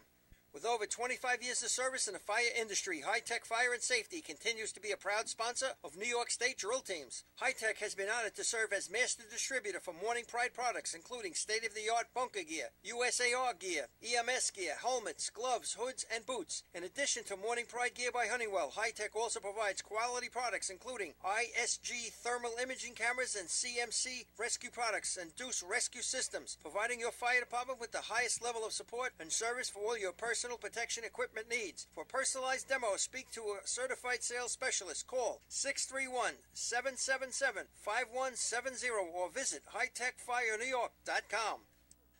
Not every evolution in vehicle rescue technology costs tens of thousands of dollars. The Beluga Glass Cutter finally makes windshield removal quick and safe, and fire departments can add the Beluga Glass Cutting Kit to their rescue setup for only $5.95. Head to www.coastalfiresystems.com to check out the Beluga in action. Coastal Fire Systems is the official SCBA dealer for New York State drill teams. Scott Air Packs, cylinders, RAT packs, refill compressor systems, gas detectors, Hyatt's boots, Protec and Dragon fire gloves, as well as the future in thermal imaging technology. Coastal is also the one-stop dealer for Petzl, Scott, CMC, and Colorado bailout systems, along with professional training to keep your members sharp and meet New York State requirements. For more information, check them out at www.coastalfiresystems.com. The groundbreaking FDNY electronic accountability system is now available to departments nationwide from Systems Definition Incorporated or your local Motorola dealer. SDI is the well-known software application developer for FDNY and is the company behind this game-changing technology. Now, SDI has paired with New York fire departments, including Central Islip, to solve the challenge of accounting for members who respond after the tones go off. Keep track of your members at your next big incident with a proven solution designed with the New York State Volunteer Department in mind. For more information, visit systemsdefinition.com. Attention firefighters, are you still tracking your SCBA cylinders using paper and pencil? Stop the insanity and get the CAT Cylinder Accountability Tag System from Coastal Fire Systems. The CAT makes refilling cylinders simple and easy, ensuring that your members never overfill a cylinder or fill one with an expired hydrostatic testing. Let the CAT system handle the record-keeping, inventory, alerts, and OSHA paperwork for you. There's only one place you can get the CAT system, and that's Coastal Fire Systems. Head to www.coastalfiresystems.com for details and information. Fatty McGee's in East Islip. Wednesday is ladies' night at the best FD Racing Bar in Long Island. Stop in anytime for a drink with good company, a great lunch and dinner menu, and of course those famous Fatty's wings. The 2020 Fire Rescue and EMS Mega Show takes place February 15th and 16th at the Brentwood Sports Fieldhouse at Suffolk Community College. Check out the latest, most up-to-date turnout gear, thermal cameras, apparatus, and more. Hundreds of vendors will be present to explain and demonstrate their product lines and services, along with the extrication competition. See you next February in Brentwood at the Mega Show. The Bill Fox Company has been in business over 65 years, specializing in custom championship rings, watches, badges, pins, and awards. The Bill Fox Company has crafted championship rings for the past state champions, including the Westerners, Flying Dutchmen, Hobos, Wolves, and Yellow Hornets, as well as the Firefighter Combat Challenge Competition. Bill Fox Company is the recognizing name and recognizing people. Check them out on Facebook, Twitter, and on the web at www.billfoxco.com. Since 1973, Fire News has been a proud supporter of the time-honored tradition of New York State drill team racing. As they approach 50 years covering the fire service throughout New York and beyond, Fire News is honored to continue as the official publication and online coverage of New York State drill teams. Look for ongoing coverage in Fire News on firenews.com and on Facebook, Twitter, and Instagram. The Titan Group is the trusted name in apparel customization industry as a one-stop shop for all your drill team and department needs. As always, we offer all our in-house services, screen printing, embroidery, sublimation, and graphic design. Take advantage of our custom online ordering system. Simply choose your products, choose your logos, and have your members pay online. All your orders are separated upon delivery. Browse our vendor catalogs at www.titangrouapparel.com and follow us on Instagram at Titan Group Racing. Call us at 631-859-0075 or see Artie Seskine or Devin Robinson on the track. All 8, all day. Gear up, get on, the Titan Group. Rosenbauer Fire Apparatus is proud to be named as the exclusive fire apparatus manufacturer of New York State drill teams. Rosenbauer is the #1 manufacturer of fire trucks on the planet and the industry leader in the next generation of reliable safety evolutions like the Smart Aerial Control System. If your department is considering an apparatus purchase, start the conversation with the local team at Eagle Fire Equipment and ensure top-notch service with their partners at Nassau Fire Apparatus. Call area code 855-222-1075 or like them on Facebook. Integrated Wireless Technologies is proud to be part of the New York State Drill Team family as the exclusive Motorola dealer for New York State drill teams. IWT is the Motorola manufacturer's representative and offers the full line of Motorola products to fire department as well as David Clark headsets and sound-off signal emergency lights. IWT is your one-stop shop for custom-engineered radio solutions, licensing assistance, dispatch solutions, and top-notch reliable service with fully insured technicians. Start your next radio upgrade with IWT. Check out their website at www.goiwt.com. With over 25 years of service in the fire industry, High-Tech Fire and Safety continues to be a proud sponsor of New York State drill teams. High-Tech has been honored to serve as master distributor for Morning Pride products, including state-of-the-art bunker gear, USAR gear, EMS gear, helmets, gloves, hoods, and boots. In addition to Morning Pride gear by Honeywell, High-Tech also provides quality products, including ISG thermal imaging cameras and CMC rescue products and Deuce rescue systems, providing your fire department with the highest level of support and service for all your personal protection equipment needs. For personalized demos, speak to a certified sales specialist. Call 631-777-5170 or visit hightechfirenewyork.com. Not every evolution in vehicle rescue technology costs tens of thousands of dollars. The Beluga Glass Cutter finally makes windshield removal quick and safe, and fire departments can add the Beluga Glass Cutting Kit to their rescue setup for only $5.95. Head to www.coastalfiresystems.com to check out the Beluga in action. Coastal Fire Systems is the official SCBA dealer for New York State drill teams. Scott Air Packs, cylinders, RAT packs, refill compressor systems, gas detectors, Hyatt's boots, Protec and Dragon fire gloves, as well as the future in thermal imaging technology. Coastal is also the one-stop dealer for Petzl, Scott, CMC, and Colorado bailout systems, along with professional training to keep your members sharp and meet New York State requirements. For more information, check them out at www.coastalfiresystems.com.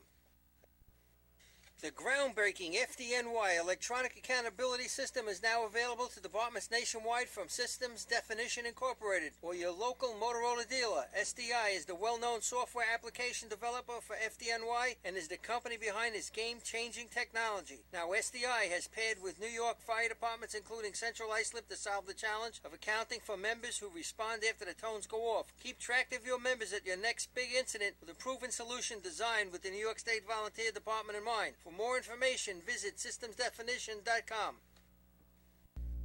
Attention firefighters, are you still tracking your SCBA cylinders using paper and pencil? Stop the insanity and get the CAT Cylinder Accountability Tag System from Coastal Fire Systems. The CAT makes refilling cylinders simple and easy, ensuring that your members never overfill a cylinder or fill one with an expired hydrostatic testing. Let the CAT system handle the record-keeping, inventory, alerts, and OSHA paperwork for you. There's only one place you can get the CAT system, and that's Coastal Fire Systems. Head to www.coastalfiresystems.com for details and information. Fatty McGee's in East Islip. Wednesday is ladies' night at the best FD Racing Bar in Long Island. Stop in anytime for a drink with good company, a great lunch and dinner menu, and of course those famous Fatty's wings.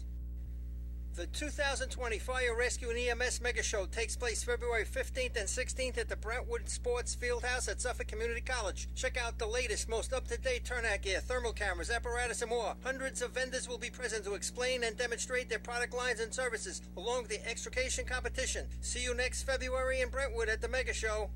The Bill Fox Company has been in business over 65 years, specializing in custom championship rings, watches, badges, pins, and awards. The Bill Fox Company has crafted championship rings for the past state champions, including the Westerners, Flying Dutchman, Hobos, Wolves, and Yellow Hornets, as well as the Firefighter Combat Challenge Competition. Bill Fox Company is the recognizing name and recognizing people. Check them out on Facebook, Twitter, and on the web at www.billfoxco.com.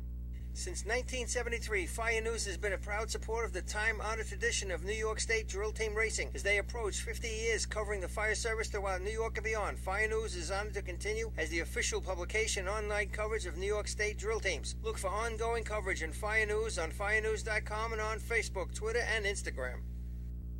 The Titan Group is the trusted name in apparel customization industry as a one-stop shop for all your drill team and department needs. As always, we offer all our in-house services, screen printing, embroidery, sublimation, and graphic design. Take advantage of our custom online ordering system. Simply choose your products, choose your logos, and have your members pay online. All your orders are separated upon delivery. Browse our vendor catalogs at www.titangrouapparel.com and follow us on Instagram at Titan Group Racing. Okay, folks, we are back here live, top of the arch in Hempstead, New York. I'm joined by Tom Dudley Moran. Tom, looks like we're going to lose C-Hose and B-Hose today. They're setting up for efficiency, but a little bit of time, I think, before the teams are ready. We talked earlier about your radio interview with WALK. We thank them and the AME, and you and Chris Murphy putting the word out there about drill team racing. Can you give us a little more background as to how that interview came about, and if you want to thank anybody? Sure. First of all, have to thank the union, first Suffolk County AME, to get Chris and myself on the show. Right from the beginning, I came up to the executive board of the union in June 24th, so I've been there about 2 months. And right from the beginning, they wanted me to come on board because I was blue collar. We were broke down into two bargaining units, white collar, blue collar, and they wanted to know what my background was beforehand with the fire service. And I said, there was a lot of county workers that work for the county that are firefighters, and they asked how they could get involved to highlight some of the stuff that people are doing outside the workplace. And that's basically how I got started. And of course, to tie in the Drew McCaffrey drill. Drew was, like I said on the show, an AME member, and that's pretty much how it came together. Well, I'll tell you, we couldn't have had two better representatives of the drill team community to have you and Chris there speaking about what not only the volunteer fire service does, but what we do with the drill teams and the parades and whatnot. So you guys really represented as well. Yeah, and we had that conversation about, the parades. We were going to try to get into that when we started talking, but a half-hour show, you cover a lot of the topics. But what I was going to say was parades are a big thing, too, with just people in your neighborhood see somebody they know, a neighbor, they didn't know they were in the fire department, and then maybe they say, hey, how do I get involved? How do you get involved with that? And you need to attract members that way, too. In listening to it, I thought it was, again, done very well, and I thought it would be a good idea if you guys could maybe put out a blast to all the Nassau and Suffolk departments to give them a copy of that and give them the opportunity to listen to it and the benefits of what we do. Sure. And part of it was even having Walk and the Shark come here today. It's on our request from AME to do that. And, even though it's in Nassau County, but it's we're just trying to help out as much as we can. Well, again, the drill team community thanks you for it and your efforts, you both you and Chris. So that being said, we have North Belmore taking the line here, folks, in efficiency. Dudley, they were 15 for 15 coming out of ladders. Didn't have a first-place time in CHOs, so they can keep their perfect day going here as we have had CHOs and BOs canceled. I guess you get the they go 30 for 30, you get the asterisk like Barry Bonds. Yeah, we talked about it earlier in the day. Twan chimed in and said, where there's a limited amount of teams, does it carry the same weight? And me personally, I think it does because this is an invite. But, now there's going to be a little bit of an asterisk. They still have an opportunity to sweep the events, I guess you'd call it, sweep the day or perfect day, something like that. They've definitely, the improvement has been going on for, I'm going to say 3 seasons with North Belmore. And each year they're continuing to step forward. They've got their head and shoulders above everyone in Nassau County total points this year. We tried to look up the last time North Belmore's won. Twan did a little research. His numbers go back to 69, and they did not have it at that point, but we know they were a heck of a team before that. As they come down the track in efficiency, they miss at the hydrant. 325 open, but no coupling on there to grab the water. And delete the last 3 minutes of conversation that we had. Well, we thought we were going to jinx them before Sea Ladder. 11:28, 11.28 for North Belmore.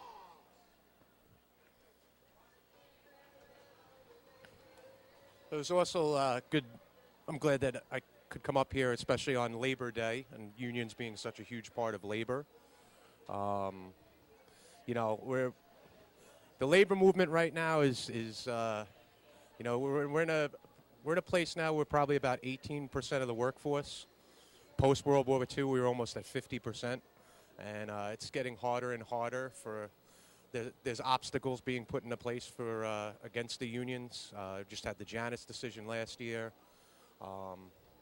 They're trying to destroy unions, and the best thing that we can do is, like I said, being involved in stuff like this and get not only the fire department's message out, but also about unionism and the movement and where we're trying to go with it. Yeah, I'm actually a union member myself.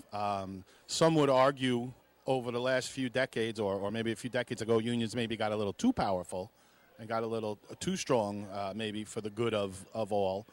Needed to be checked a little bit, but now it's reversing a little bit too much, and got to find that happy medium where it works out for everyone. I'm seeing it just in my position, and the younger people that are working for the counties are getting involved. It's not so much, used to be the older people, long-time people in their job would get involved. Now I'm seeing more and more young people get involved. So there's actually kind of like a little bit of a regeneration and good feelings about the union. That's good to build it back up. We're currently coming off of just signing a contract. We did an 8-year contract for our employees. Did a lot of great benefits, a lot of things that are benefiting people that are going to be going out the door soon, retiring. All right, hold that thought one moment. We'll continue that conversation right after the Carl Place Frogs put up their efficiency run. They're getting their call off. Here come the Frogs. A little bit of purple and green mixtures. Oh, he hits the hydrant and blows off. So they've been having some struggles today at the hydrant in these couple of races we've seen.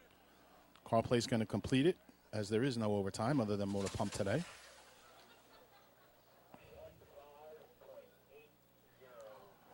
$15.80 for the Carl Place Frogs. So, Dudley, your union specifically, the AME, can you tell us a little bit about that? Yeah, so AME is the Association of Municipal Employees. We're New York State's largest independent union, representing 10,000 members. We have 924 different job titles, from people that are filling a pothole on the side of the road all the way up to doctors, and not trying to say that somebody doing the side of the road isn't that's just same job that as a doctor. They get represented the same way. So we're vastly unique. And part of my job is going out to sites, meeting with members, just trying to, let them know all that we're doing. It's easy to tell somebody how great things are going, but then there's naysayers, and if they're not educated on what's going really on and all the stuff that we're doing, shame on us. We have to get our message out there, and that's what we're trying to do. Yeah, and again, a heck of a job with the message you got out there for the fire departments, the volunteer service, Parade and Drill Teams Association. Again, we can't thank you enough. Listen, like I said, this sport it's given me so much over 28 years of racing between Lindenhurst and North Lindenhurst. It's just, it's done so much for me, so how could I not pay it back? And the dedication of these drill teams, here they are running efficiency in the rain. They came to compete, and that's what they're doing as Oyster Bay takes the line. And they got some water in the hose.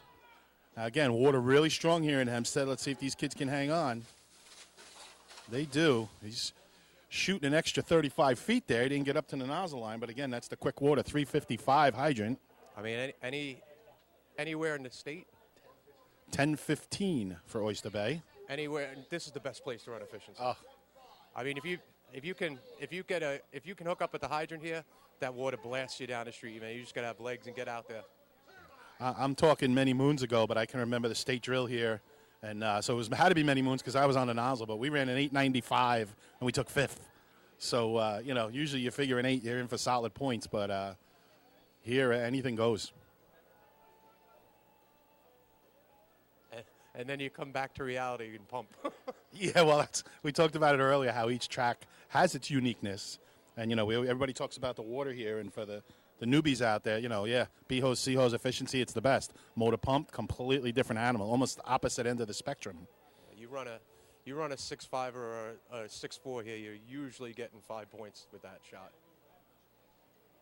Yeah, you have to attack it a little bit different. Again, you being with North Lindenhurst for many years, they practiced here for quite some time. They had it down, but anyway, back to the efficiency contest. New Hyde Park Termites take the line. They were sitting in first in C-hose. Unfortunately, those points will not count. As they come down, another miss at the hydrant. You got a chance to click it. He just bounced off of it.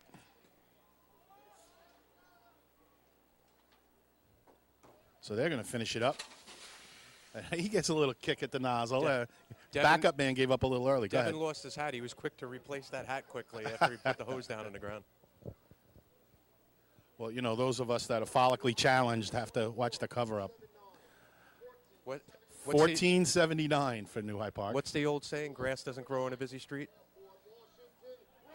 Well, my dad, Cookie, he always told me it's because our brains are bigger and it's pushing all the hair out. So I'm going to go with that one. That's why Billy's got a full head of hair over here, folks.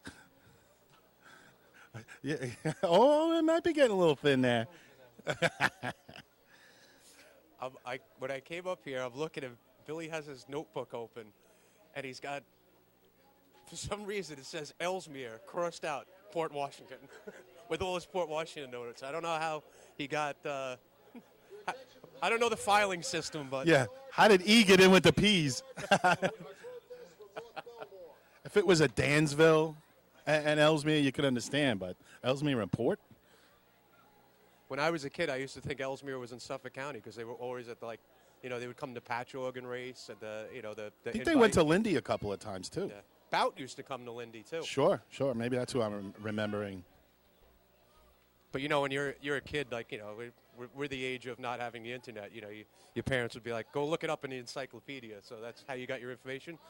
But I didn't know where Ellesmere was, and they would be at the tournament. I just thought they were somewhere on Long Island. I'm still not sure. I know it's north of the city. That's about it. A shout out to the Wanderers. As Port Washington looking to put up some big points in here. They've been a strong efficiency team for quite some years. Mr. Steady on the hydrant, Mr. Salerno, he gets it on. He's giving him a chance. Backup man's got to move up a little. A little bit of a loop. Did you see that, Dudley, between the nozzle man and the backup man? He's got to slide up a little tighter, I think. So 9:21 for Port Washington. They've set the standard here now.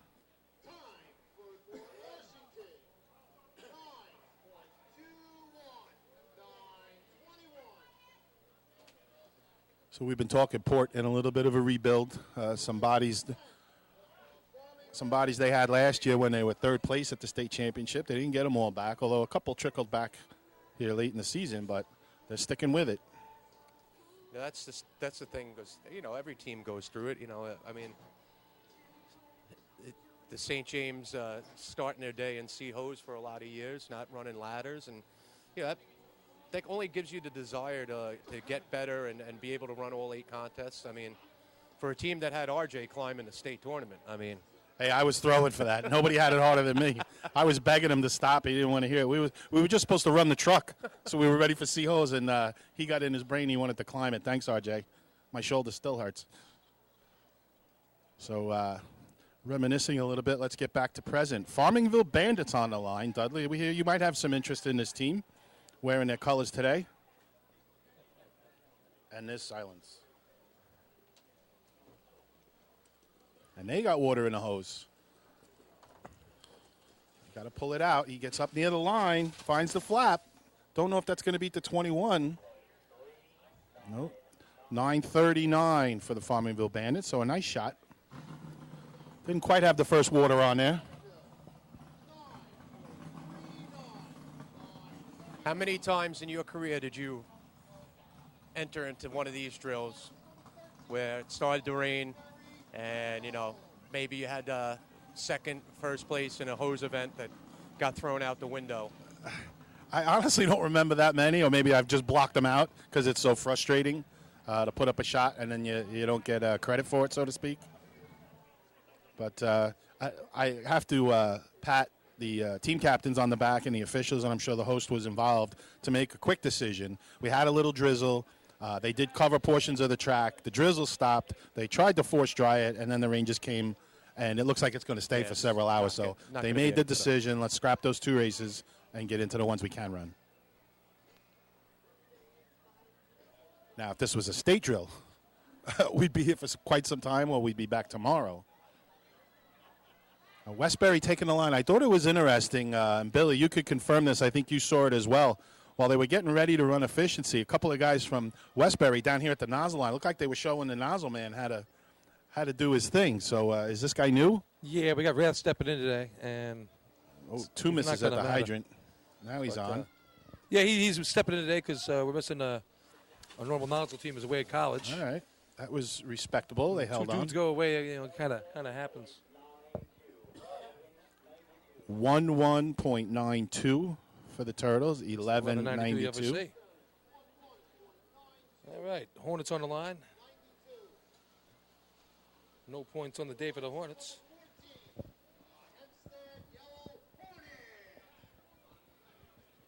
See what goes on here. Let's see if Spats can put some water in the hose here. Unfortunately, it's not him. It's Eddie Tyler. Who's Eddie Tyler? Freeport Nighthawks, Eddie Tyler.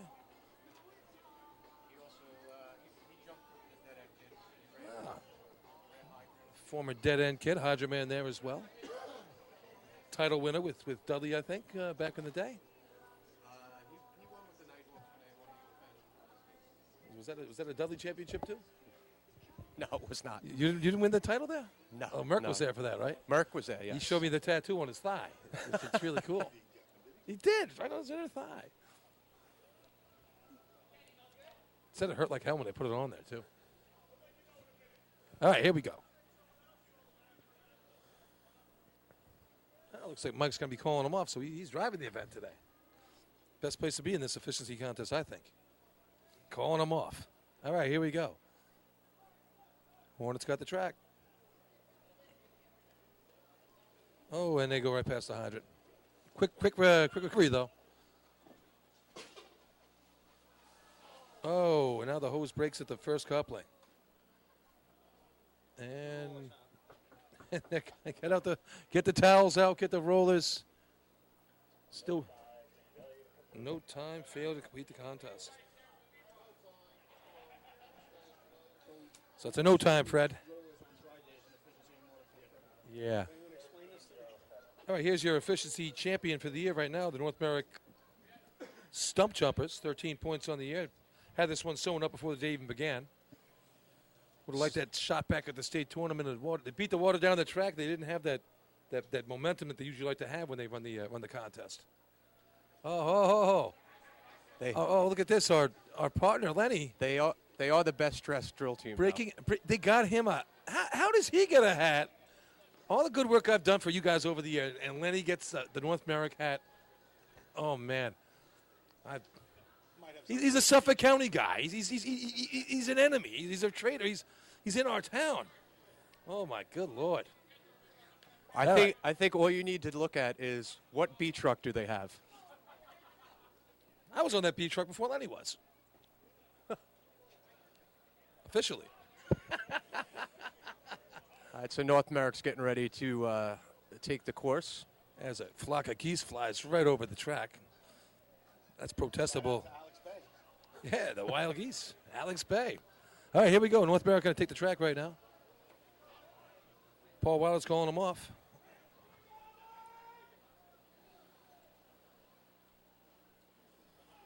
Oh, same thing.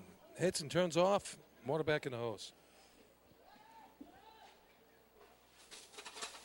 Oh, man. Yeah, missed it the hydrant a little bit. They put it right back on. Water got in there. And that's it. 10:66, the same year as the Battle of Hastings. How about that? I think that, I know you guys talk about it all the time. The good teams always, run the last three in the rain at practice. You don't call it a night. And it just seems like today, every hydrant man that is missed is coming in and almost like he's getting in and they're trying to stop. They're worried about falling and they're almost short-arming it. And that's what all the misses have been today. Yeah, I think that's three in a row, and you're right. I've been watching a lot of guys that pulled their arm in and maybe not been as aggressive as they would normally be on a dry day. I don't think it really makes that much of a difference in this event, personally, but if you don't practice in it, you might change your philosophy.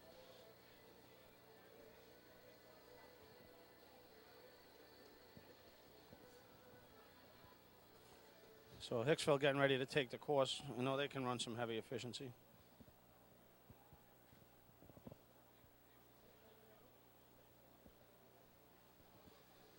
Did you guys hear? Was there any? Well, let's wait till Hicksville runs.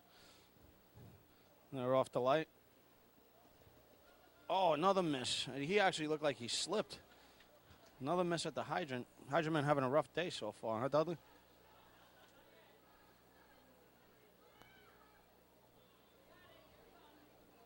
A long wait for the water.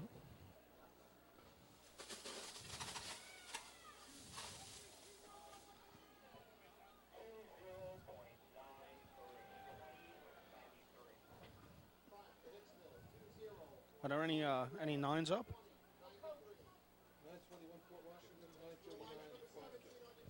20:93, the time for Hicksville. It's a nice bucket shot.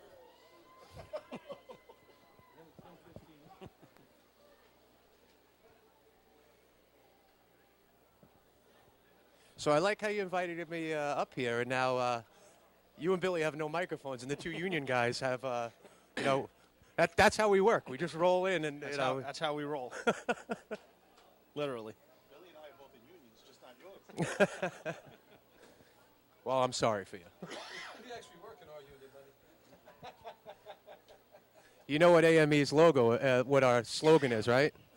Suffolk works because we do. Suffolk boys sticking together.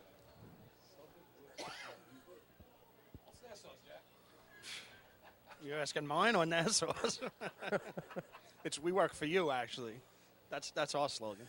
West Hempstead takes the approach to the hydrant. Water in the hose. Oh.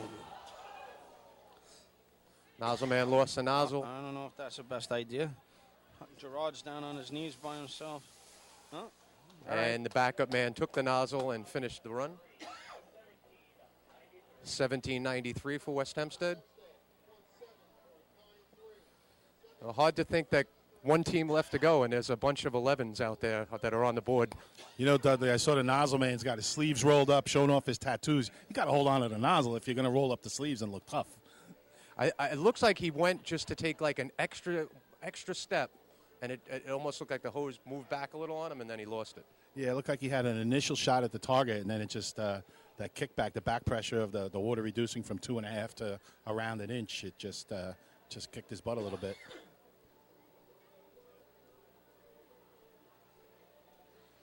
And then there was one, Manhasset Lakeville, out there by the lonesome in the rain. Minutemen are staying true to their name and hanging in there. Stand divers must put tape on the back of their application because I feel like they've run last in about 5 tournaments this year.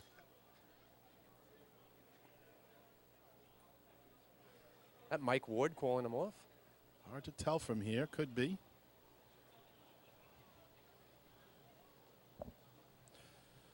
Minutemen off. Water in the hose. Look like they got a huge kink. And now they're shooting. Good 45 feet. Good 45 feet.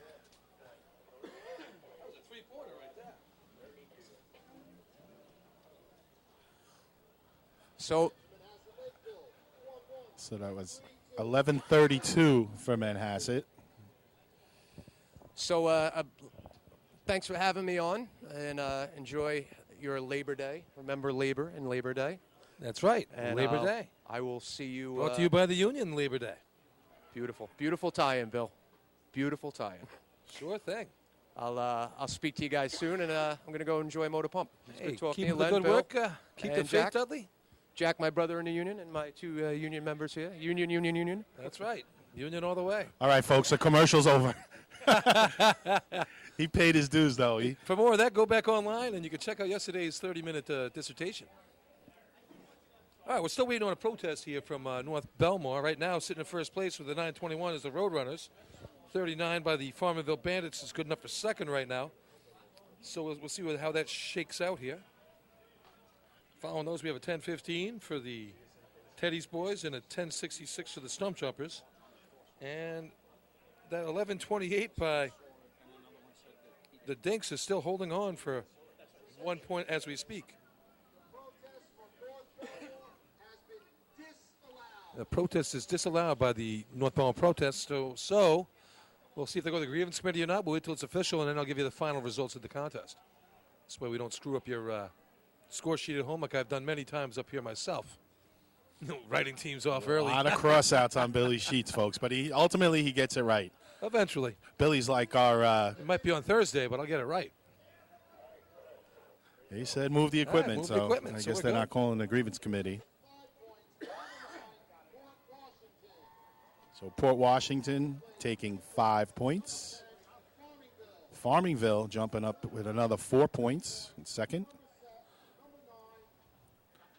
Third place Number 7. will Oyster have Bay. 3 points. Who was Oyster that, Bay. Bill? Oyster Bay. Oyster Bay. 2 points to the North Merrick Stump Jumpers. And fifth place, 1 point, number 5, There North you go. Belmore. North Belmore still grabs a point after the protest.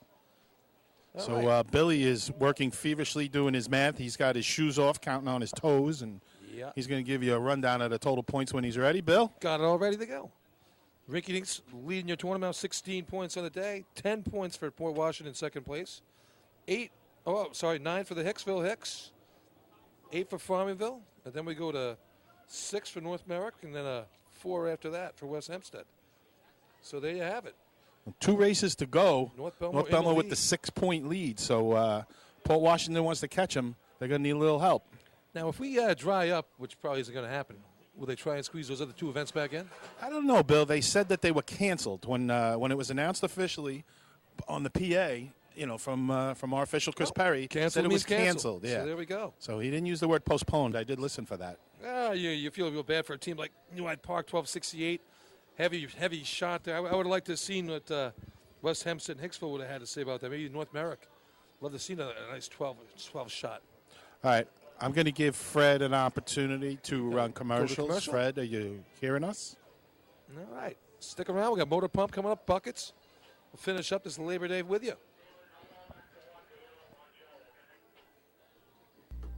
Attention firefighters, are you still tracking your SCBA cylinders using paper and pencil? Stop the insanity and get the CAT Cylinder Accountability Tag System from Coastal Fire Systems. The CAT makes refilling cylinders simple and easy, ensuring that your members never overfill a cylinder or fill one with an expired hydrostatic testing. Let the CAT system handle the record-keeping, inventory, alerts, and OSHA paperwork for you. There's only one place you can get the CAT system, and that's Coastal Fire Systems. Head to www.coastalfiresystems.com for details and information.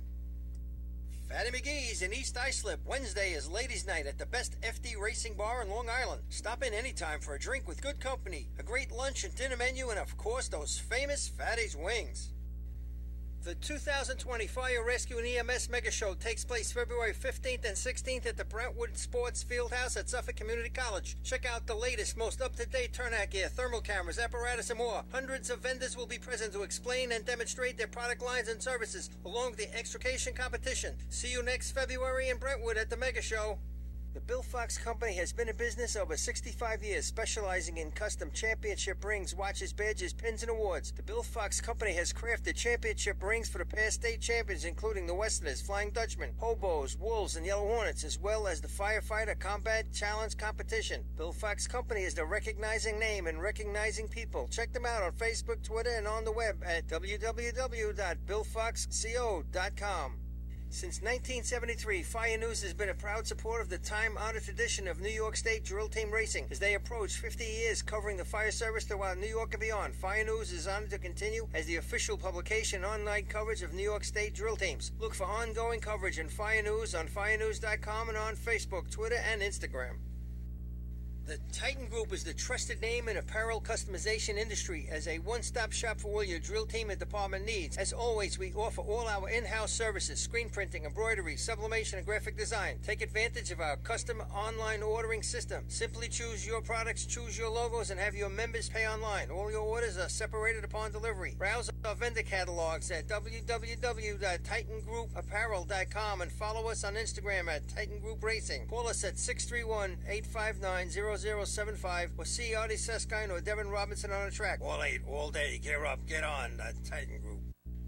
Rosenbauer Fire Apparatus is proud to be named as the exclusive fire apparatus manufacturer of New York State drill teams. Rosenbauer is the #1 manufacturer of fire trucks on the planet and the industry leader in the next generation of reliable safety evolutions like the Smart Aerial Control System. If your department is considering an apparatus purchase, start the conversation with the local team at Eagle Fire Equipment and ensure top-notch service with their partners at Nassau Fire Apparatus. Call area code 855-222-1075 or like them on Facebook. Integrated Wireless Technologies is proud to be part of the New York State Drill Team family as the exclusive Motorola dealer for New York State drill teams. IWT is a Motorola manufacturer's representative and offers the full line of Motorola products to fire department as well as David Clark headsets and sound-off signal emergency lights. IWT is your one-stop shop for custom-engineered radio solutions, licensing assistance, dispatch solutions, and top-notch reliable service with fully insured technicians. Start your next radio upgrade with IWT. Check out their website at www.goiwt.com. With over 25 years of service in the fire industry, High Tech Fire and Safety continues to be a proud sponsor of New York State drill teams. High Tech has been honored to serve as master distributor for Morning Pride products, including state-of-the-art bunker gear, USAR gear, EMS gear, helmets, gloves, hoods, and boots. In addition to Morning Pride gear by Honeywell, High Tech also provides quality products, including ISG thermal imaging cameras and CMC rescue products and Deuce rescue systems, providing your fire department with the highest level of support and service for all your personal protection equipment needs. For personalized demos, speak to a certified sales specialist. Call 631-777-5170 or visit hightechfirenewyork.com. Not every evolution in vehicle rescue technology costs tens of thousands of dollars. The Beluga Glass Cutter finally makes windshield removal quick and safe, and fire departments can add the Beluga Glass Cutting Kit to their rescue setup for only $5.95. Head to www.coastalfiresystems.com to check out the Beluga in action. All right, Fred, Coastal we're Fire ready to rock and Systems roll is the here. official SCBA dealer for New York State drill teams. Scott Air Packs, cylinders, RAT packs, refill compressor systems, gas detectors, high-ed boots, Protec and Dragon fire gloves, as well as the future in thermal imaging technology. Coastal is also the one-stop dealer for Petzl, Scott, CMC, and Colorado All right. We are back here live at Weir Street, a wet Weir Street. Billy Cornell, what do you think? Where Weir Street is right. Now the Carl Pace Frogs coming up here. Looks like North Belmore's going to run out of turn here after that protest. They're probably putting their stuff together. So here we go. North Belmore leading your day, 16 points. Frogs have yet to score. They're going to take the first shot here. They got that Chevy with the green logo on the front that they picked up from North Greece during the offseason. So far this season, not a lot of help for them. Motor Pump 782, their best shot of the year. 0 points in the day. Matches their total from Point Pleasant last week. Oh, you speak the truth, but been a rough late season. Been a rough all season for the Frogs, but again, they're still out there doing it, and good to see their determination. I'm sure they'll come back a lot stronger next year. You know, I got to say on their behalf, the C-Truck hasn't worked out the way they wanted it to. They lost the driver. They've been switching up the driving duties, so it's been a struggle. Let's see what they can do here. Maybe they finish the year off in a nice way. Here come the Frogs. Water's in a hose. Sets up, pumping it. Nice shot. Nice and smooth for the Frogs. 765 for the Frogs with a 175 open.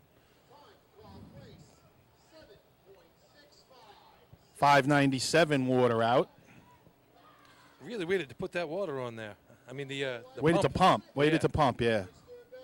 Now, that is a strategy that a lot of teams use here, but it's wait a split second, not quite that long. I thought the delay was a little much there. Yeah, he waited till the thing was all the way out in the middle of the loop, and then he got on it. And even then, it didn't feel like he got on it all the way as far as he could have. Well, as you said, they've changed drivers, a couple of new faces, so Oh, yeah, here's some cheering going on from them down there. They look pretty happy with it. They completed the run. Best motor pump shot of the year for them, so they got that going forward.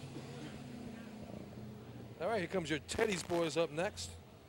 The pump total so far this year, 12 points for North Belmore. West Hempstead 10, Manhasset Lakeville 10. So good battle here for the overall lead for the year in this contest. You know, when we used to race back in the day when I had my brothers, we loved motor pump. This is one trophy I always wanted to win. We always came up short. It would always be at Hicksville. It would always be we need a 4-pointer or a 5-pointer, and just never worked out. Port Washington would always beat us. Well, Oyster Bay showed some spurts last year. I don't know if you have their numbers this year, Bill, but I know they ran some good pump last year. That's sticking in my head. They got a couple good shots. 618 at Hagerman earlier. There you go. Year. 689 at North Belmore a couple weeks ago. 705 upstate last week with a single stick at the Point Pleasant invite. Right, so they know how to run a race. You just got to put it all together. And, again, one of the reasons I love this event, there's so many moving parts at once and so many guys involved. Everybody's got to do their job, get to their spot, and give yourself a shot to score. Yeah, it's another team that also, like we say here, they ran into some adversity during the season. A couple of the members didn't make it to the end of the year, so they had to switch a couple guys around. Darryl Ronaldo now hitting the hydrant over there, and he's gotten used to it as the year's gone on. So the rain continues to fall, and to Jack's point before, Jack, I just saw them out there with towels. They were drying up a spot. I guess there was a little oil near the starting line, but, I mean, the truck's going to straddle it, but the officials keeping it as fair as they can for everybody, getting some of that oil up. See guys having to wipe off the windshield for their drivers. I saw Carl Place doing it. I see Oyster Bay doing it. A lot of these trucks either don't have windshield wipers or they're not operational. So their windshield wipers are of the human kind. here we go. Doug Flynn's going to bring him in. Good pump in this truck, too, when they actually get it working. A little slow. Water's in the truck. Steve O'Neill sets up. Nice shot. There you go. You know, they came in controlled. 191 open, 698. So they are in the sixes.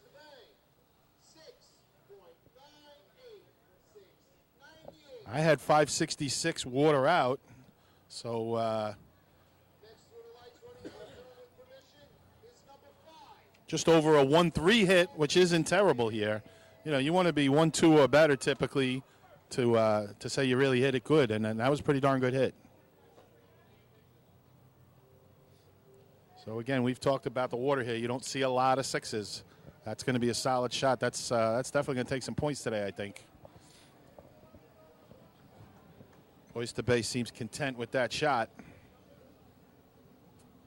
Again, actually, with that open, speaks to the pump because I'm surprised they ran a 6 with a handle that slow. Yeah, you could hear it in the truck. It sounded like it was going a little quicker, and he backed off. Maybe, again, being a little cautious here where everything is really wet. So they said, hey, let's make sure we get water through the truck. And let's run our run, and they did just that. As the tournament leaders now take the line, running out of turn with permission, the rinky-dinks. Yeah, I think they were waiting on the answer to that protest, so they were still in hopes of rerun with their efficiency hose. So I guess that's why they're out of turn. Yeah, that's a tough one. Apparently, it was for interference, and obviously, it didn't go their way. You don't usually make something like that up. Usually, you put that call in or that protest in. You know, more than likely, you saw something. You didn't make it up, but again, didn't go their way. Here come the rinky-dinks. All yours, Jack. All right, here come the rinky-dinks. Got a little movement. Smack at the hydrant. A little hesitate. Oh, the truck's not in pump. Couldn't get it in pump. Wow. And they needed. I'm hearing a no time. We'll have to see what happened. Okay, so nozzle came off the truck too early. What they're saying is the nozzle man jumped and pulled the nozzle out before they crossed the line. I think they mean nozzle man. I don't know. Is that a rule? I used to jump. I used to jump and time it right so the wheels crossed as I was in midair, but the nozzle was with me when I jumped. I was just going to say, unless you Perhaps pulled it was out on a way down or something. Yeah, but he said before it crossed the timing line. And you know that was Jack. That was a 158 open, so a heck of a stick there for North Belmore. I mean, he missed the target. Oh no, would have been a 915, but they get the no time. Again, the truck didn't go into pump. The truck didn't go into pump. I'm still a little confused on the call myself. Yeah, the nozzle man left. Yes. There you go. That's what we're talking about, Jack. Okay. So, again, just to explain that to some of the newbies, nozzle man cannot be on the ground until the front hub crosses the timing line. You can be in midair, but you can't be on the ground. He must have left a skosh early and been on the ground. Again, that's you got to be pretty early to make that call. Yeah, they give you a little exactly to run a leeway on that. Exactly, Jack. If it's close, typically the officials will give the benefit of the doubt to the team. So it must have been flagrant. I'm sure they can go back and watch it. I don't think it's going to come into play with the time they had anyway, as New Hyde Park leaves the line. Here comes New Hyde Park. Red lights flashing. Stick in, water on, slide. Oh, it seems like it took a while for water to get there. A little bit low on the plate. It seemed like it took a while for that water to get there. It did. 771 for the termites. A lot of spray coming out of the discharge size there. And the termites, again, they go with that slide, Jack. That's fun to watch. The crowd loves it. And on a wet track, boy, he gets way down there. I tell you, I'm thinking maybe the mouse guy had that thing on by a fingernail. Yeah, he might have even had it crossed or not completely on. Because that would explain it. Just seemed like it took a long time to go through the pump and get to the nozzle. Yeah, 178 stick. Billy, you got an update on total points? Yeah, it looks like we have a little battle emerging here between Port Washington and Oyster Bay. Oyster Bay sitting in first place right now with 698, but Port Washington trailing by 2.5 points right now for the overall 4th and 5th spots in the county. So big shot here for Port Washington as far as the overall in the day goes, plus the full season stats. Really ate into that Port Washington lead, Oyster Bay lead during the C contest. Where's Port Washington sitting in regards to the tournament right now?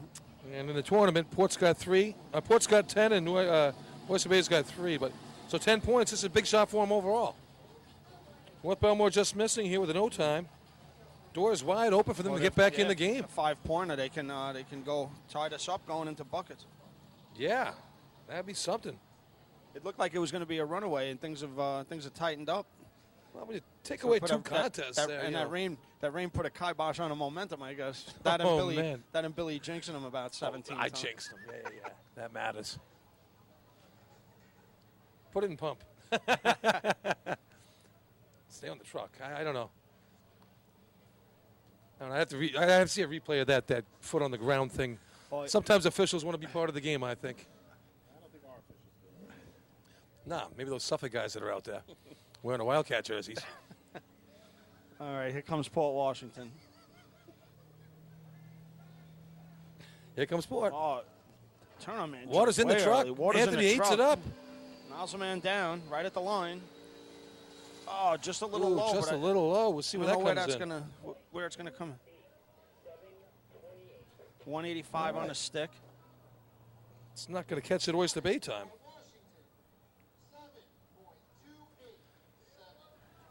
That's a 7:28, guys. 7:28. Puts him in second place right now in the contest behind that 698 of Oyster Bay. And it's giving him a chance, though. You know, it's gonna score some points and get them in there for buckets with a shot. yeah, here we go. Farmingville Bandits here. Our one and the only Suffolk team participating today.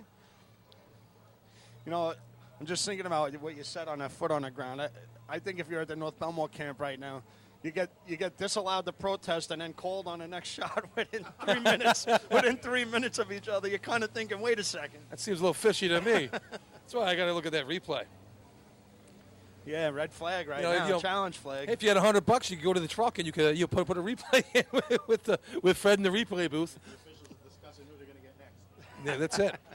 You got a Suffolk guy, two Suffolk guys and an upstate guy. There you go. Well, what's it tell you? You're here to wreck another Nassau drill. So Farmingville's good is what it tells me. Oh yeah, Farmingville's real good. He could jump when the truck takes off the line. Just leave on the ground. Nothing was quite as bad as the day that Junior got flagged upstate. That was the worst thing I ever saw in my life. Yeah, it was him, but it wasn't just him. It was no, I know, but that about was 16. Oh, that one was a misinterpretation of the rule, I think. All right, Farmville on the line. They got the red lights flashing. Water's in the pump. Here we go. A lot of teams going to the red lights flashing. Water's in. Nice stick. Water's on. Little trouble with the hose lay. Oh, he's losing it. Boy. He went up high and then started to drag back. A lot of spaghetti there. You could see right off the back of the truck they had some trouble with the hose lay. Yeah, hose was all over back there. 175 on a stick, but just the whole shot didn't look right. Yeah, it didn't get straight to the nozzle up there, and that never bodes well for the nozzle man if you don't have a good straight lay behind him. Water out 5:47. Oh, that's not So you're right there. I mean, to the tip, that puts you right in the mid-sixes where you're going to be here at this track with a clean hit. All right, Turtles need something here to make the day go well. 698, their best shot of the year in motor pump. They did it at the North Belmore Invite a couple weeks ago. Let's see what they can do now.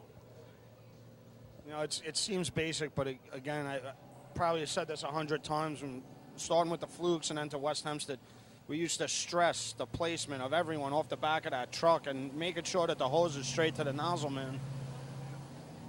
It's definitely, if you don't know what you're doing, you just think it's just put water in the truck, hit a target, but so much boils down to where that hose is to make the nozzle man have a perfect shot. Also, the water gets through the hose a lot faster when you're not pushing kinks and the hose goes where it has to.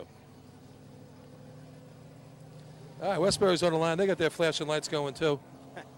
I wish they knew how to load a pump, but here we go. Red, white, and blue with the American flag going on top. Looks real good in this dismal weather. Just comes out really nice with the video here. I think the only thing loaded in Westbury's Trump had too much foam in it. Is what the problem.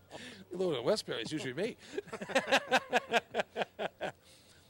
All right, here we go. Westbury on the line. Chris Driscoll looks like taking over his little brother who went away to college on the right side. Big Kevin McGowan showing that tattoo off that we were talking about Lenny before. Here we go. Flags down. Truck drifts out in the middle of the track a little bit. Water's in the truck. Wrath is down. And Wrath is down. Yeah.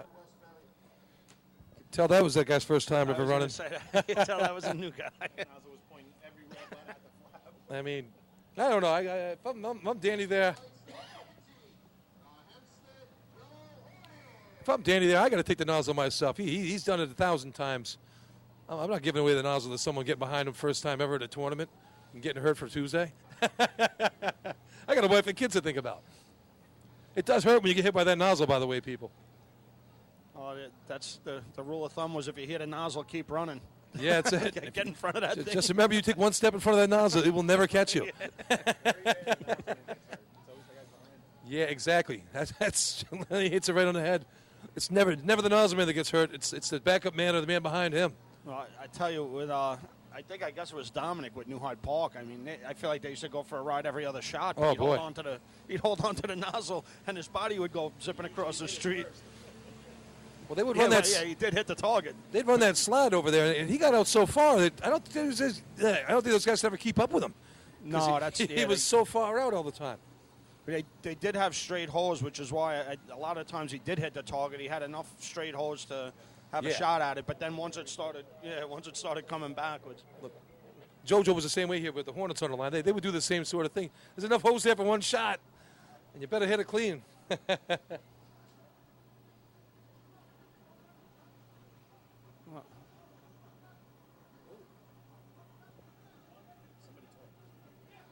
So here we go. All right, yep. Oh, Yellow wow. Hornets on the line. All right, here come the yellow Here Hornets. they come. All right. See what we got here. Got some speed coming in. Oh, they went for it. They went for it. Pumping. Got that rev limiter.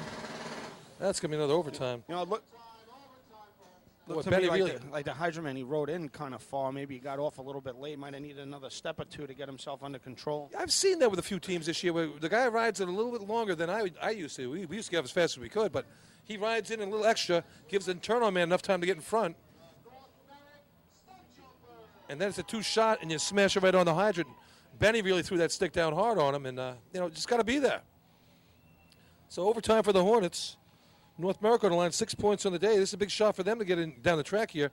Remember, you're taking away 10 points from the day, so it just shortens up the numbers a lot. North America's 10 points also. 6 points for America right now, so very important. I don't want to lead to the drama or leave anyone hanging, but there might have been a little argument at the timing truck. I'm not going to say who was involved, but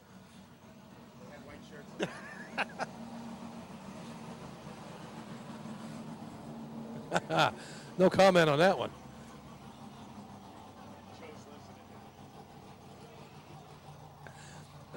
We got the hands in the air from them, so we'll leave that one be for now.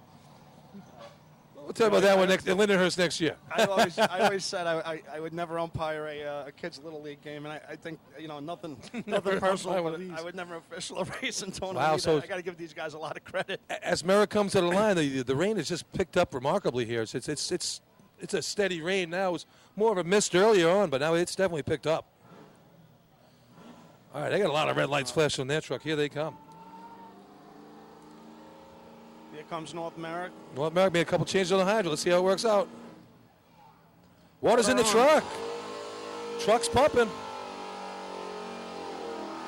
Nice looking shot for North Merrick. That's what they needed. Wow, 7:21. 187 on a 7-2-1. stick.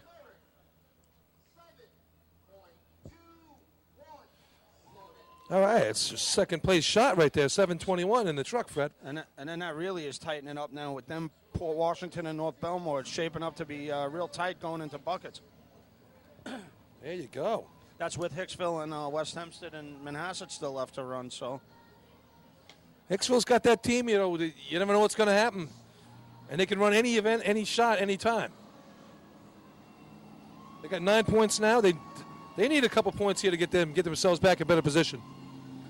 Third place right now in the tournament, trailing the 10 by Port and the 16 by the Rinky Dinks. 7:28 by Port Wash should be a nice number for them to beat right now. yeah, again, a lot of these teams, we got a time as 4.1 through the truck. That just seems like it's taken a long time to get from the truck to the nozzle. Yeah, water's just taking a long the time. water's slow, but it seems even today a little extra slow. I don't know if teams are running a little more cautious or. Yeah, 100% right, Jack. Maybe they pumped a little too quick because they were on it hard, but you want to be in the low threes here. I mean, ideally you want to be around 3 flat at most tracks. I don't know if you can get that here, but 4-1 is That's not going to get it done because the run looked better than that, or should have been better than that with the hydrant hit and the nozzle hit. All right, Hicksville's on the line. Creeping up. Hydrant man off. Oh, nice hit. Nozzle man out. Oh, just missed a target, low left. I tell you, he almost ran out of suction hose on that. They're out wide in the street. 797 for the Hicks. You're right, Jack. They're way out in the middle. 178 stick, 378 through the truck. So that's a little bit better with 556 water out. No, that's right. That's a first place shot, I think, with the target hit. But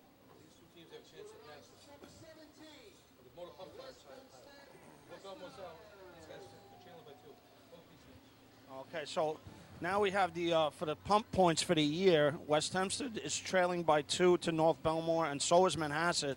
And North Belmore has already been disqualified in this event.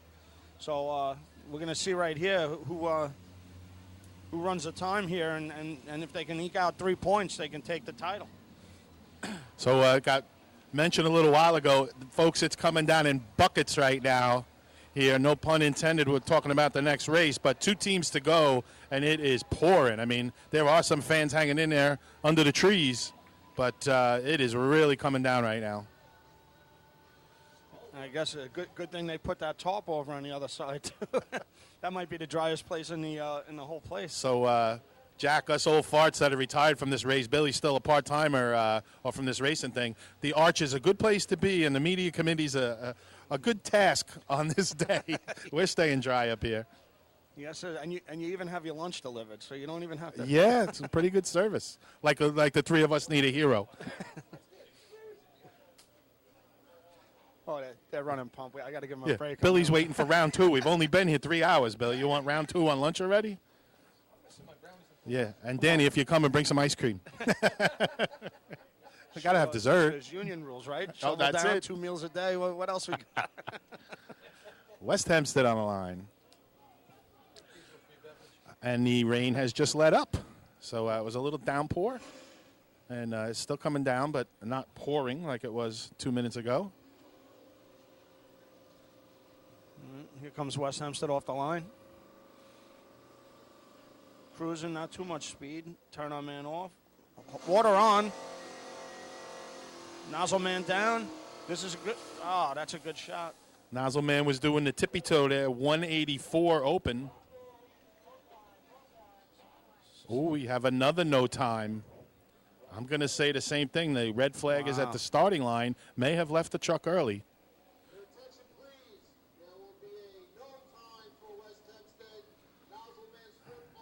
Oh, there you go. We see Billy Etzel back there showing that his foot was down, pointing to his foot and stomping the ground to explain it to him. Getting a little pushback from the Westerners. Again, other than I think that misinterpretation of the rule upstate that year, you don't see this called that often. You don't, but guys get a little sloppy. I don't know if the rain comes into play. They're not focusing as they should. I mean, it is a timing thing. Like I said, I ran nozzle there for several decades, and you got to time it just right. And the speed of the truck can change things a little bit. If you're going a little bit slower coming in and you jump in the same spot, truck's not going to be there. Right, and unfortunately, that was the 2 for West Hempstead for the Nassau County pump win.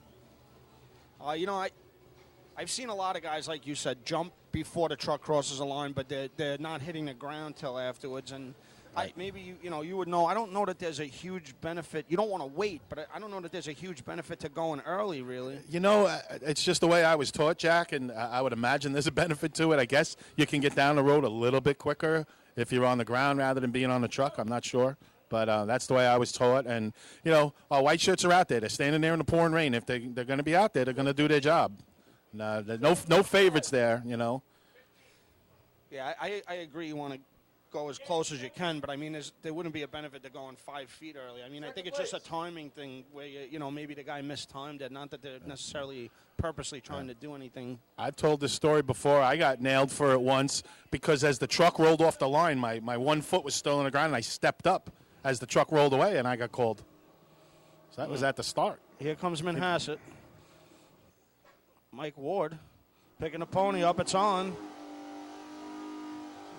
took a little while for the water. He's high. Way high. He's not going to be able to bring that one back down. High and left. That almost looks like that ring is too high. If you see that nozzle looked like it's on the ground and the water went over the target. 196 open. I mean, everything looked good to that point. So that's going to be a no time. Well, I guess then overtime. North Belmore is going to hold on for motor pump.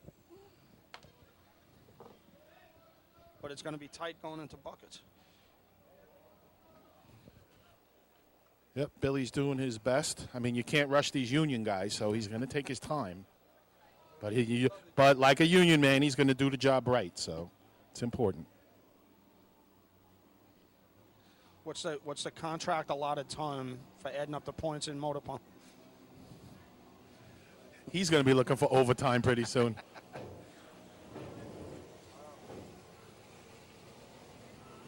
All right, so I'm going to give the mic to Billy. He can give you an update on the points. All right, here you go. After motor pump. Results of the motor pump contest, by the way. 5 points for Oyster Bay. 698, good for 5 points. Brings them to 8 on the day. 4 goes to North Merrick, gives them 10. 3 for the Roadrunners, takes them to 13. 2 for the Frogs, gets their first points in a couple weeks. Good for the job for them. And 1 for the Termites. Got the official results, see if you can hear them. Let's double check, man. Yeah, I don't know if that's on the feed they said before the. Oh, maybe you can hear it over results. us. I don't know. Yeah, it's pretty loud.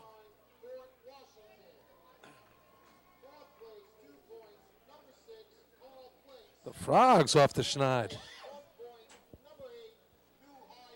All right. So here we go. Overall points going into bucket. 16 for the North Belmore Mickey Dinks. Yep. 16 for North Belmore in the lead. 13 Port Washington. 10 for North Merrick. 8 each for Oyster Bay and the Farmerville Bandits. Oh, and the 9 in there from Hicksville. So got a little battle there for 5th place to come down the track. So you got 16, 13, 10 out in front, a 9 and 2 8s for the 4th and 5th spot. So you got a good battle there for 3rd, 4th, 5th. 3rd, 4th, 5th, and actually, if any of those teams put up a 5-pointer, they can jump into second. There's a lot of. And you got shot for the lead up here too, 16, 13.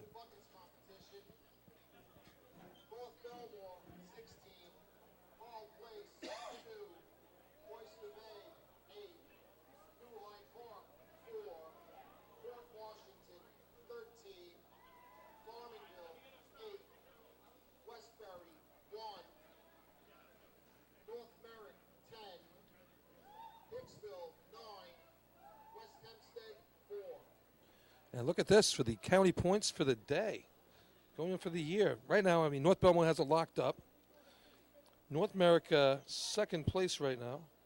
And that's going to put them out in front. They're not going to be caught. So the real battle is for 3rd, 4th, and 5th in Nassau County right now. Right now we have a tie between West Hempstead and Oyster Bay with 43 points for 3rd and 4th right now. Port Washington right behind that with, where'd they go? With 38 and a half. So good little battle shaping up here. And New Hyde Park's not going to get there. But so there you go. Battle for 3rd and 4th right now in the county. So a lot of fun right there. As we get ready for the bucket contest. And I think we go commercial here, Fred, or you want to leave it like that? I guess we're going to keep rolling. Keep rolling. The show must go on. All right, North Belmore on the line. Started the day off, 16 out of the first 20, and not so much after that. As we readjust. Yeah, we got to get ready here for the bucket contest. See they're moving around the timing equipment. Got some good disco music blasting, though. Yeah, great stuff. That's all I listen to when I'm at home. You won't hear any redneck music at my house.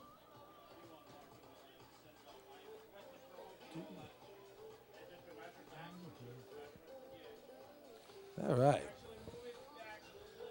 So what are the bucket totals for the season, for the event? All right, let's get the bucket totals out here. Here we go. It's just weird having the headset on and flipping back and forth. All right, for the year in buckets, North America has 10. Let me just double check, make sure I got this right.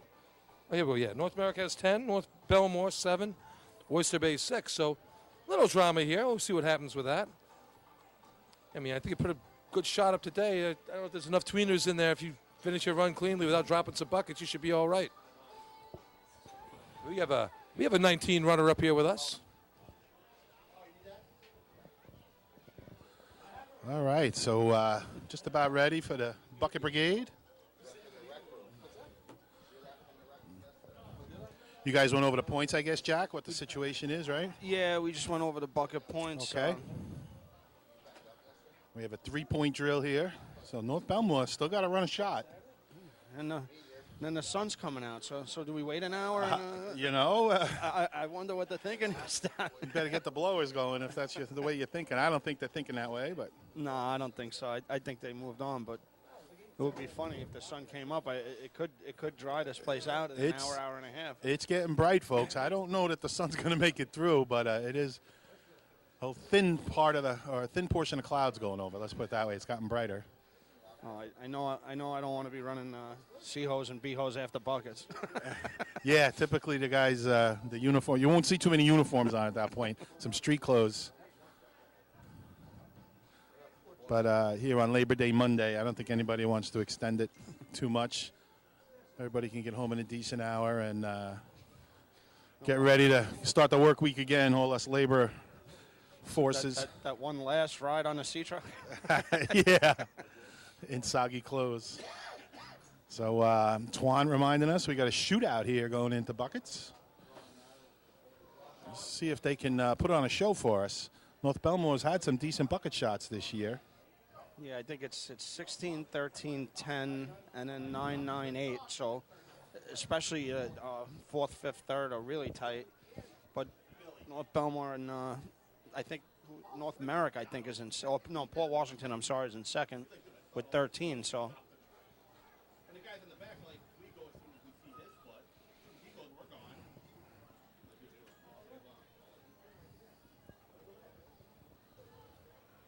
So one of our officials, Woody, up here explaining to another racer just what those calls were in motor pump and defending their calls. I mean, like you said, they give them the benefit of the doubt, but if it's obvious, they got to make the call. And if, like you were saying, Jack, does it make that much of a difference? I'm not so sure it does, but it is a rule. It's there for a reason. And the white shirts are there to enforce it.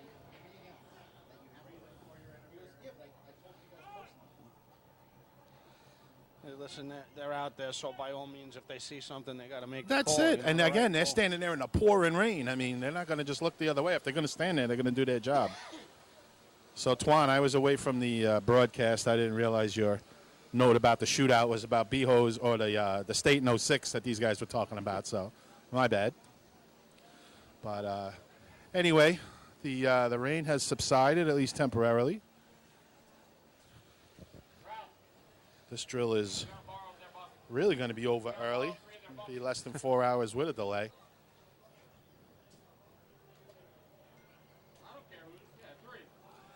Boy, that's one soggy Etzel out there, isn't it?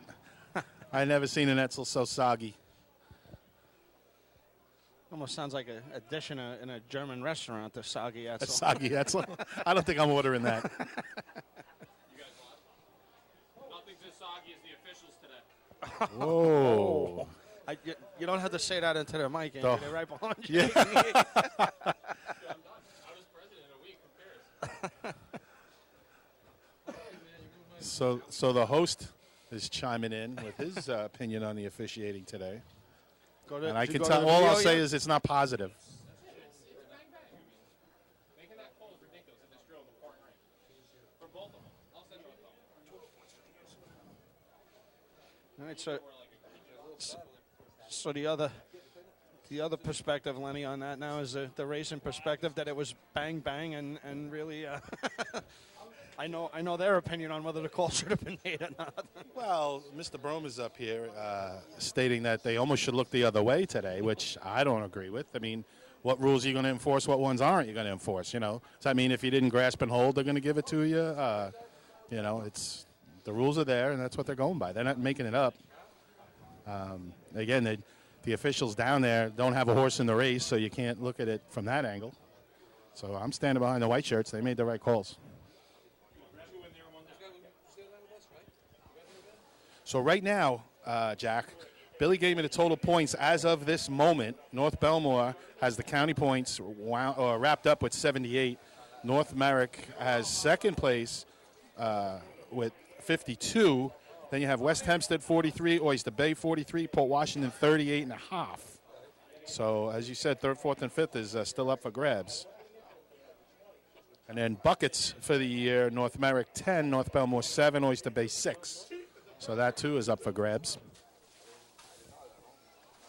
All right, so a lot of stuff still up for grabs right here as we're going into the last county point event. As is the drill: North Belmore 16, Port Washington 13, North Merrick 10, Hicksville 9, and 2 teams with 8, both Farmingville and Oyster Bay. So it is coming down to buckets and several different races. We'll keep you posted. That's a real good day, too, for Port Washington, considering, you know, we know they're racing with, new old guys and not their usual team. So put a good showing and actually a chance to win this tournament going into buckets.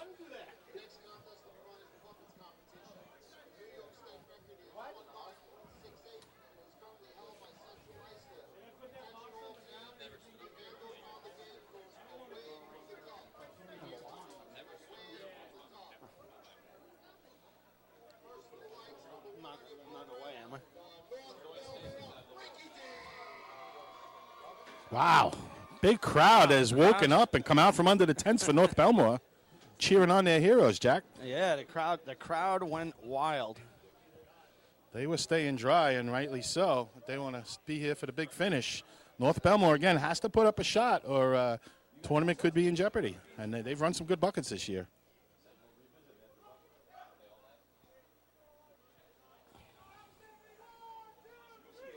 All right, here comes North Belmore off the line.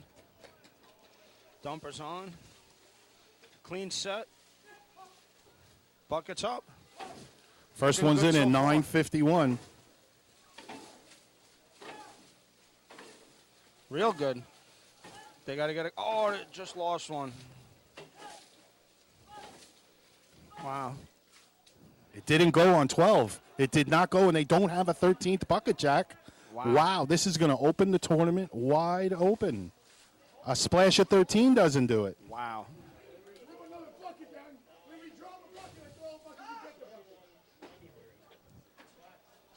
So, contentious run right there for North Belmore. Apparently, there might have been a bucket on the ground, Jack. I couldn't see it. Nobody picked it up. I think that's what it looked like. First bucket, 9:51, so a nice set. They just had to go through the motions there and dump 12 at 13. They would have been okay. Well, there's a couple things. One, you got to fill in 12. I don't know if some of them were empty coming up, but 2, I was a proponent of at least throwing the first 3 off. I know maybe after that it's easier for the dumper, but just don't want to leave yourself short like that. 31.93, 31.93 for North Belmore, and it's wide open. Yeah, I was going to say, watching Joe dumping up here, he put the first 5 behind the barrel. Then he threw one down after the first 5. I don't know. We always taught throw the first 3 off and then worry about that. Well, you get in a rhythm, and if you do it consistently, I mean, if he threw them, he threw them. But if there's one laying on the ground and nobody grabbed it, that's the problem. Well, that opens the door for Port Washington. For sure. We got Call Place on the line right now. Interesting call off. Car Place having some fun. A lot of laughs coming down. And they're on. Slug with the hey. Clean pick on. They dumped half a bucket right there. First bucket in at 10:71. I think, the middleman just don't look stepped too down. full. He went on the wrong step. But now It's they a nice seem to be pace, getting a though. rhythm.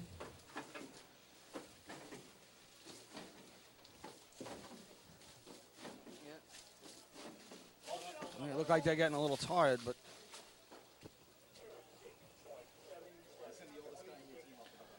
26.77 for car plays, 26.77.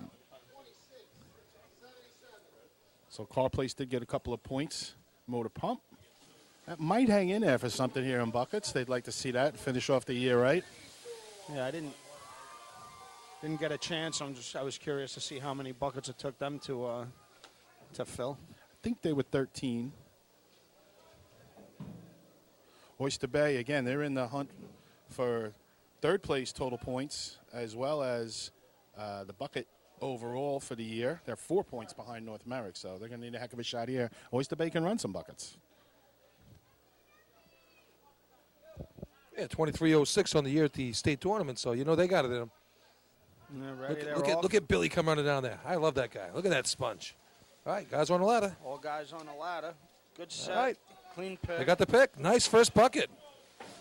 And they got a good 984, pace first going one right in. now, Good too. pace. They look like they're moving. This Nice is a good job up shot. top. Real good handle. Jackson handed him nice up here to Steve. Steve's put him right in the middle. Wow, that's a good shot right there. There you go. Nice shot for Oyster Bay. Throwing down the hammer when they need it.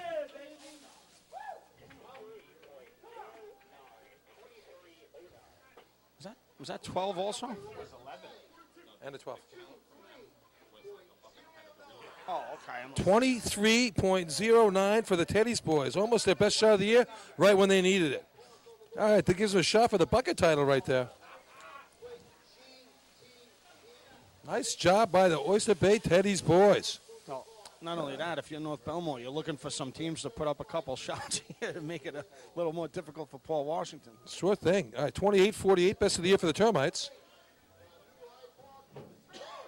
Yeah, good to see them running buckets out here. I mean, they started the year not running so many tournaments, and then all of a sudden they came out, and now they got a full team on the track, and they're looking pretty good. Just pointed out to me, Mike Athenas is calling off with an umbrella. Yeah, it's not open. Looks very dapper with that. He just needs a top hat. That's his Labor Day tuxedo. That's his brother's cane. Almost looked like the first man, Devin, might have broken the light. Really close. On that first bucket. Clean set. They're on. Oh, a little First trouble one in on at the bottom. 10:38, first bucket. But they're back. They look like they're recovered. They're in a rhythm now. Going good. Oh, just hitting one on the arch right there on top, but they're able to keep it going. Oh, and it's a good thing they filled there because that was their last bucket, too. 26.69 for New Hyde Park. 26.69. So here we go. Port Washington with a chance to put themselves in position to tie or possibly win the drill. So what we got? 23:08 is 5 is the number to beat for 5, and then it's a 20 26, I think, after that. And then there's two 26s. Yeah, they go first place, and they'll be all right. They'll win the drill, right? Oh no, that'll put them on the tie, right? No, that's 3. Yeah, That'll do it. Down. Okay. So Port Washington, a little late season pressure here. Let's see if they can answer the bell. At this point, got to be the 26-69, but there's teams to go. They want to put up a solid shot here. This would make their year right now.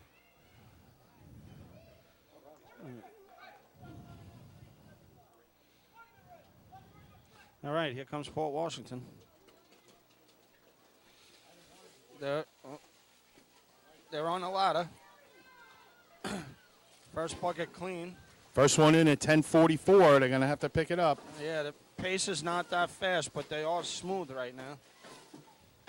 It's a nice pace, steady. Went on 12. Wow. That's a 25. There's some happy road runners right down there right now. They had a rough year.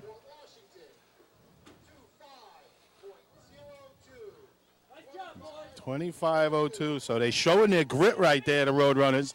They do not give up, folks. Right. Puts them up by 1 right now. Well, that's all they need. Well, they But could you get got- knocked down. If a right, few you other got- teams knock them down, We they'd got be in trouble. Farmingville, we got Hicksville, we got North Merrick. Farmingville can run 25, right? They ran a 23 in the state, I believe, was their best, 22.81. So that was their best time in history. And they ran a 25 on Saturday. Ran a 23 earlier in the year, a 24, a couple of 24s, so they can do it. Port did what they had to do, and now they just got to see if it's going to hang or not. Here comes Farmingville. Farmingville would have Clean shot at the set. top 5 as well. First bucket in. 950 first dump. Good pace right here, too. You got to watch Billy. He might be hitting the top of the yards. He is. This is a good shot. This is the best pace we've seen so far today. Ooh, and it goes on 12. This is going to be first place, guys. Or darn close to it. Oh, that's and Pizzo's standing up here. That was a Billy Moon right there. Time for the Bandits. 22.28. Oh, 22.25, Billy. 22.25. Just surpassed their best time ever from the state tournament. And twice they did it when they needed it. They needed it in the state. They needed it today, and they did it. Wow. Now, again, Farmingville going in had 8 points, so that's going to bump them up into the top 5 for sure. So they're coming down the course, and now that's a tie with Port Washington and North Belmore. I was going to say, at 22-25, that drops Port down into the third place. And No. North Belmore crossing their Port fingers Washington. over there, hoping that the Turtles can throw up something better than a Tie. 25-0. Yeah, I see some old Turtles out there. We got. All right, Danny calls it off. But look at these guys going. Leisurely jogging to the in, ladder. leisurely jog. Get your sundials out. We'll get the first bucket for you. 17:03, first bucket in. All right, A nice smooth pace. nice job. Put them in the bucket. Looking good. Slow and steady wins the day. Look at that, Dan Franchese down there. Bald head and everything. Gray hair on the sides. Merck doesn't know. He doesn't know. Jimmy Carroll goes right around him. Do I really need to get I don't know wet? if I've ever seen that. Is that 12? Merck got his one bucket in. I think he was happy with that.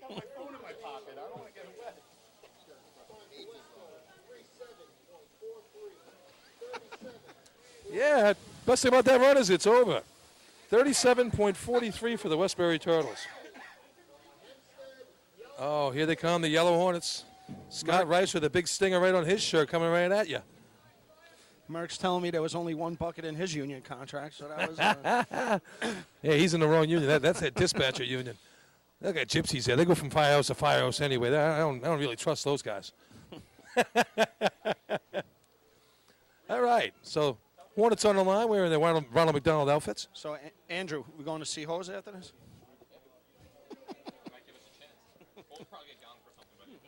Yeah. Uh-oh. All right, Sun's here comes- coming out. Maybe we'll here try comes, it sometime.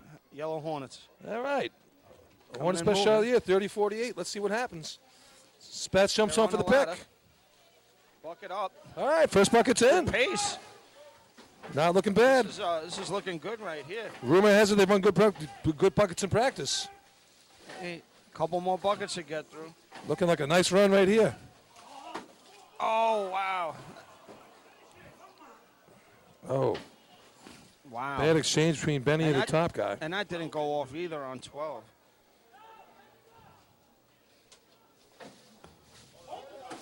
Wow. And that was a good shot going right there. Oh, man. That looked like a nice looking Paul run. Washington, I think, dodges a bullet right there and stays tied for the lead in the tournament. Good looking shot. Great wasn't looking run right there. Yeah. I'll show you one bad bucket. That's two 1 buckets for the Rinky Tinks. Yeah. Now, hey, so how many buckets got knocked out when they dropped that one? I heard a couple hit I the think ground. 3, yeah. I think it was one cost them 3, I think. All right, North America on the line. They haven't run anything less than a 24:33 the whole season, so we know what they can do on this arch. Watch when they get on. They start nice and smooth. The first couple, 3 buckets are nice and easy, and then they kick into a gear that I've never seen before from these guys. They really turn it up to like a 1-0, 1-1 pace halfway through the run. It's by design. I talked to them about it. They want to make sure they got it. So here we go. Big shot here, needing to beat a 25-0 to make the Rinky Dinks your champion today. Nate Morzello leading the charge. All right, here AJ comes behind North him. America. All right. Oh, a little slip on the ladder. Not too bad. Out there Quick on the arc. recovery. Still got it. All right, they're on. First one's in. 10:53. They're going to have to do some got a work pace here. Going right now. The I pace don't they know how run, no, much they can make that lost up. on that first slip, but Looking great. Dumper is doing an awesome job. Right in the bucket every first wow, one. that's a good recovery. One more. That's going to be shot. good. Yeah. It's a great recovery. That's going to do it for North Merrick. 23-75. 72.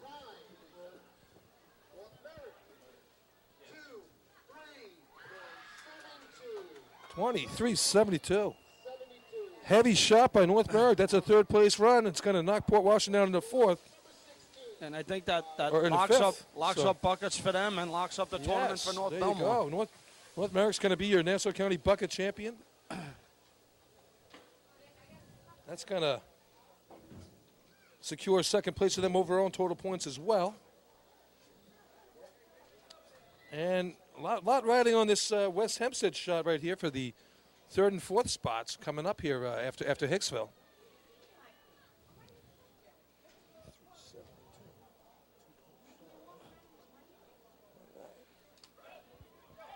All right, here come the Hicks.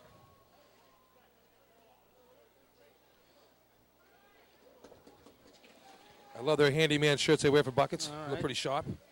And they're Chiz on is the up ladder. top. All right, first one's in. These guys can pump them. Pace is not 988. crazy. That's a first bucket right there. Nice Oh, first bucket. little drop up top, but still moving. Good pace here. Oh, a little bit of a slowdown. Slowing down a little bit.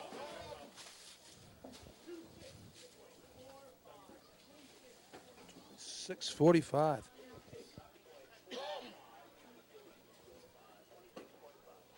All right, Jack. This is the one we've been waiting for. How fitting the last team on the line should settle all the debts. Oh. It's all right. Still in. All right, here we go. A lot riding on this shot right here. 4 points on the day. Gonna need a big shot to get on the track, but bucket title here. They're playing for third and fourth in the county. Got to beat a 23:09 to beat the Teddy's boys, and come down third place in the overall for the year. All right. Joe Poirot calling them off. Ralphie up front. Oh, he's coming in hard. Looking good. First bucket's up. Gerard's got it. Oh, a lot of water out of that first bucket. 9:51 first bucket. Half a bucket on that first one, though.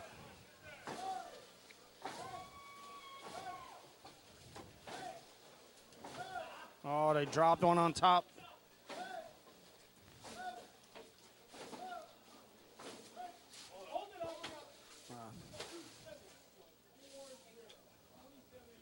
$27.40, people. I That's think going to that wrap up first the bucket season. Spilling was almost empty by the time. it First got up bucket there. had less than a half in it. I'll do some tabulating here. I'll give it over to Lenny. All right, so Billy's going to do some math. 27.40, 27.40. Jack, take that. They wouldn't take my 20, so we split the two. $570 to the winner. Your announcers Winner today, over folks, winners. went together, all three of us, Billy, Jack, and myself. So see if we can keep our good year going. We've got a couple of wins this year. Not that anybody cares. It's just about the three of us now. Sorry, folks. It's not about racing right now. It's about the three of us.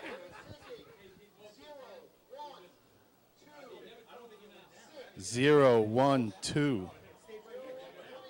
0126. Jack does not have the winner. Let's see what we got.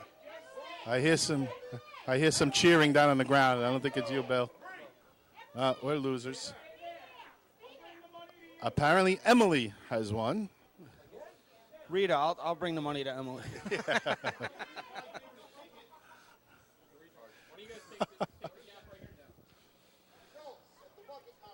So here is the results of buckets.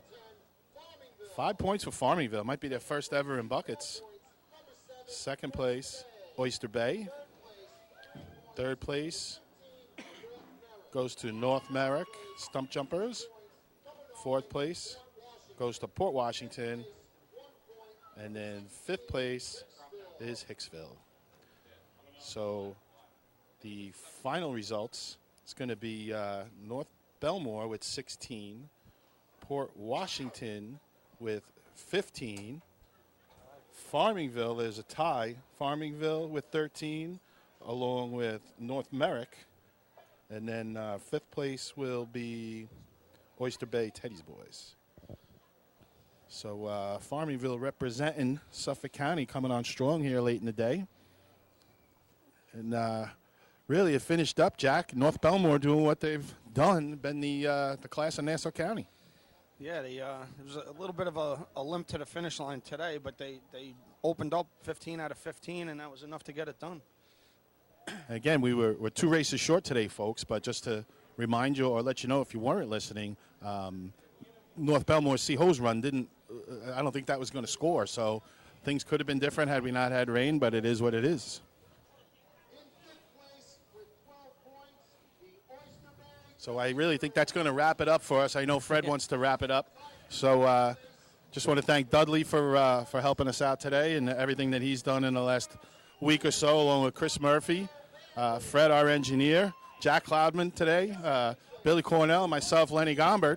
We're going to say goodbye for now. Yeah, hell of the season, people. Good luck, everybody, and we'll see you out there at the Drew next week, 2 weeks. And congratulations to everybody.